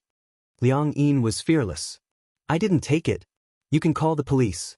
If it's verified that you're slandering us, I'll go through legal proceedings and sue you for violating my rights." The store assistant who received her heard this and spoke without thinking, Who are you trying to scare? We're framing you. Don't bluff too much." A store assistant from the Chanel store next door walked over and tugged at her sleeve. "She doesn't look guilty at all. Could it be that you're framing her?" "Not guilty? That's all an act. Didn't you see just now? If we hadn't stopped her, she would have left. If she's not guilty, then what is she? Also, you didn't see how she trembled when she heard that we were going to do a body search. If she's not guilty, then what is she?" After a while, the police arrived. Usually, there would be police stationed next to the shopping mall. 5 minutes after the police call, the police would rush over. Seeing that the police had arrived, the store assistant immediately went up to them and gave them a brief account of the situation. "She stole a sapphire ring from our store." Liang Yin was furious. "I didn't. Two police officers came. One was in charge of recording and the other was in charge of questioning. The police officers walked over and pointed the camera at her. The other one questioned, "They said you stole something? Are you going to say that you're going to search me?" The police officer smiled and was considered to be more amiable. "We won't. We don't have a search warrant, so we don't have the right to do a body search." Liang Yin pursed her lips when she heard this. "Thank you." The store assistants couldn't sit still when they heard this. "Officer, she's the only one in the store since just now. There's no one else. She must have stolen it. Before she came, I still saw the sapphire ring. When I looked at it just now, it's gone." "Don't the police have the right to check the surveillance footage?" Liang Yin paused and asked, "There must be surveillance cameras in this counter, right? Why don't we just take a look at it?" The shop assistant was a little anxious. "You just don't want to let us search you because you're guilty." Liang Yin said loudly, "Get your facts straight. It's not that I'm guilty. It's just that you don't have the right to do so." "Alright, stop arguing." Seeing that they were arguing, the police officer snorted and said to the shop assistant, "Have you checked properly? Could it have been put away or something? Most people wouldn't dare to touch such an expensive item. We've checked, but there's nothing." "Alright, let's go to the surveillance room and retrieve the footage."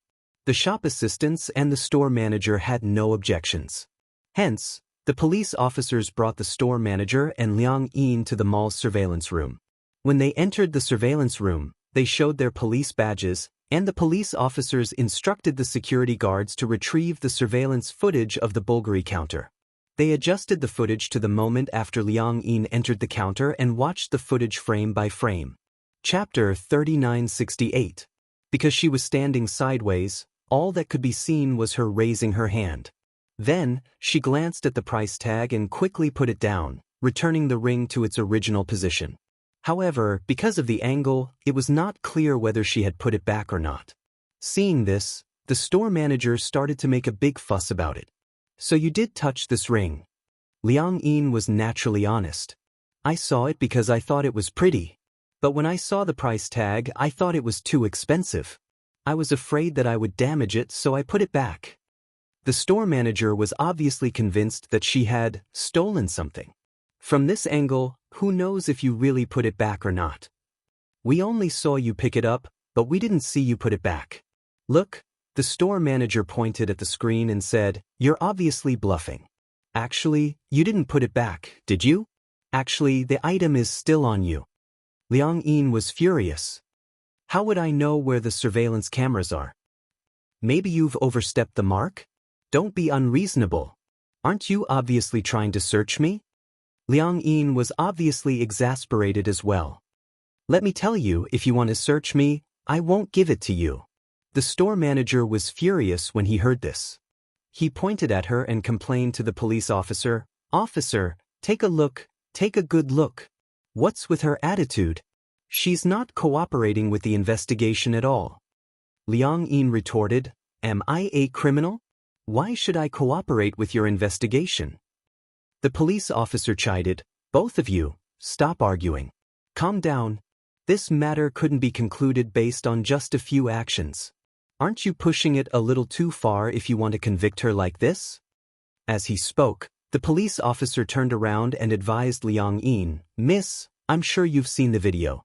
Indeed, from this angle, we couldn't have seen you put the item back in its original position. Of course, we don't have the right to search you, but if you're willing to cooperate with us, you can prove that you're innocent. What's wrong with that? Let us check your belongings. If you really don't have anything, you just have to cooperate with us to make a statement and you can go home. Nothing will happen." Liang Yin insisted, "I'm only following the rules. Unless you have a search warrant, I promise to cooperate with you. If not, no one has the right. This is also my right. You have no right to violate it." The store manager panicked. "Stop putting on an act. Don't you know whether you took it or not? Quickly take it out." Although this sapphire ring wasn't the most expensive one in the store, it was still worth a few 100,000 yuan. If it disappeared for no reason, the store manager would also be held responsible and he would lose his golden rice bowl. Of course she was anxious. She might even have to pay for it. How could she afford something that cost hundreds of thousands? As a result, his emotions began to rise. Liang Yin's attitude was still firm. Give up. Do you think I'm the kind of person who would humiliate myself? I'm clearly innocent, so why should I be searched? Only criminals are searched, right? The store manager also clamored. If you're innocent, then why do you look so guilty? Just take out your belongings for us to see. If you really don't have anything, who would be willing to waste time on you? Chapter 3969. Liang Yin was furious. She pursed her lips. She wanted to cry, but she held it in and swallowed her grievances. If she were to show weakness in front of such a person, that would be the greatest insult to her. The two of them continued to waste time. The police were in charge of looking at the surveillance footage. After looking at it, other than the one suspicious point, they couldn't find any problems. They were at their wits' end. Could it have fallen into a corner? The policeman proposed such an idea. The store manager immediately said, "That's impossible. There can't be a blind spot." Liang Yin retorted, "Who knows if you stole it?" The store manager retorted angrily, "Watch your mouth." Liang Yin ignored her and sat down on the chair with her back facing the store manager. She didn't say a word. No matter how the store manager tried to provoke and humiliate her, she tried her best to look indifferent. Soon, the regional manager rushed over. When he heard that a ring was missing, he appeared anxious and reprimanded the store manager. "Why is a ring missing all of a sudden? What's going on?" The store manager pursed her lips and gestured at Liang Yin, who was sitting at the table. She said sarcastically, "I suspect that she stole it." The regional manager glanced at Liang Yin and threw a question at the store manager. "Do you have any evidence?" No, that's bullshit. The regional manager said harshly, "If this ring is gone, you can pack your bags and get lost. I can't protect you anymore." The store manager bit her lip and watched the regional manager leave. When she looked at Liang Yin again, her eyes were filled with resentment. "It's all your fault." Without any warning, she suddenly pounced on Liang Yin and gave her 2 tight slaps on the face without any explanation. "You must have stolen it." Liang Yin wasn't one to be taken advantage of. Not to be outdone, she retaliated with a slap. "Don't be unreasonable." The store manager was obviously worried that she would lose her job. She grabbed her clothes and wanted to force her to hand over the ring. "You're not willing to let us search it because you have a guilty conscience. You're not willing, right? This is not up to you." As he spoke, he reached out to touch her pocket. The two of them started to wrestle. However, the store manager was obviously anxious. After a while, Liang Yin was at a disadvantage and was pushed to the ground. Her hair was messy and she was in a sorry state. Covering her burning face, she still stubbornly refused to shed a single tear. The police hurriedly came up to stop them and finally separated the two of them. The store manager shouted, "Officers, she's the thief. Take her back to the police station for investigation. Search her body. I guarantee you'll find something." Liang Yin's eyes were red as she glared at her fiercely. Once again, she explained hoarsely, "I didn't." After saying that, he was so angry that his whole body trembled. At this moment, his phone suddenly rang. Liang Yin realized that the voice came from her bag. She took out her phone and saw the name Qin Zhou. At that moment, for some reason, tears fell helplessly from her eyes. "Cry. You're still crying. What right do you have to cry?" Liang Yin ignored her. She didn't want to pick up Qin Zhou's call. After all, she was in such a sorry state and she didn't want him to see her in such a sorry state. However, Qin Zhou called again. Liang Yin guessed that something must have happened, so she picked up the call. Chapter 3970. Liang Yin held her breath but didn't say anything. However, Qin Zhou sensed that something was amiss from her heavy breathing. "What's wrong? Are you crying?" Liang Yin knew that she couldn't hide it any longer. She covered her mouth and choked out, "I'm fine." Qin Zhou was sure that she was crying. He knew that she had been wronged. His tone wasn't anxious as he asked gently, "What happened? Tell me." Liang Yin didn't want to talk about it. However, Qin Zhou was very capable. His tone was gentle and extremely patient. Soon, Liang Yin's psychological defenses were completely broken. I didn't steal anything, she choked out. I really didn't. Why don't you believe me? Qin Zhou finally felt a little nervous. Where are you? I'll come over right away. Seeing that she was stammering, the store manager didn't think twice before snatching her cell phone and speaking into the microphone. Hello, I'm the store manager of the Bulgari counter. May I know how you are related to her? Liang Yin panicked and reached out to snatch her cell phone back. However, the next second, she heard the store manager's suspicious tone. Are you her boyfriend? Boom, it was as if something had exploded in her head. She widened her eyes in shock. Qin Zhou, what did he say over the phone? He claimed to be her boyfriend. She found it hard to believe. In any case, come over here. Your girlfriend is suspected of stealing jewelry and is being detained by the police. The store manager told him the address. 20 minutes later, Qin Zhou arrived very quickly. He had been driving past the department store and had wanted to ask Hua Jin and Liang Yin out for dinner to discuss the contract signing. He had made a call, but when he heard that something had happened, he immediately turned around and rushed over. Qin Zhou pushed open the office door and saw the layout of the room. The police stood beside the surveillance camera while the store owner crossed his arms in front of his chest, looking very arrogant. Meanwhile, Liang Yin was slumped on a chair.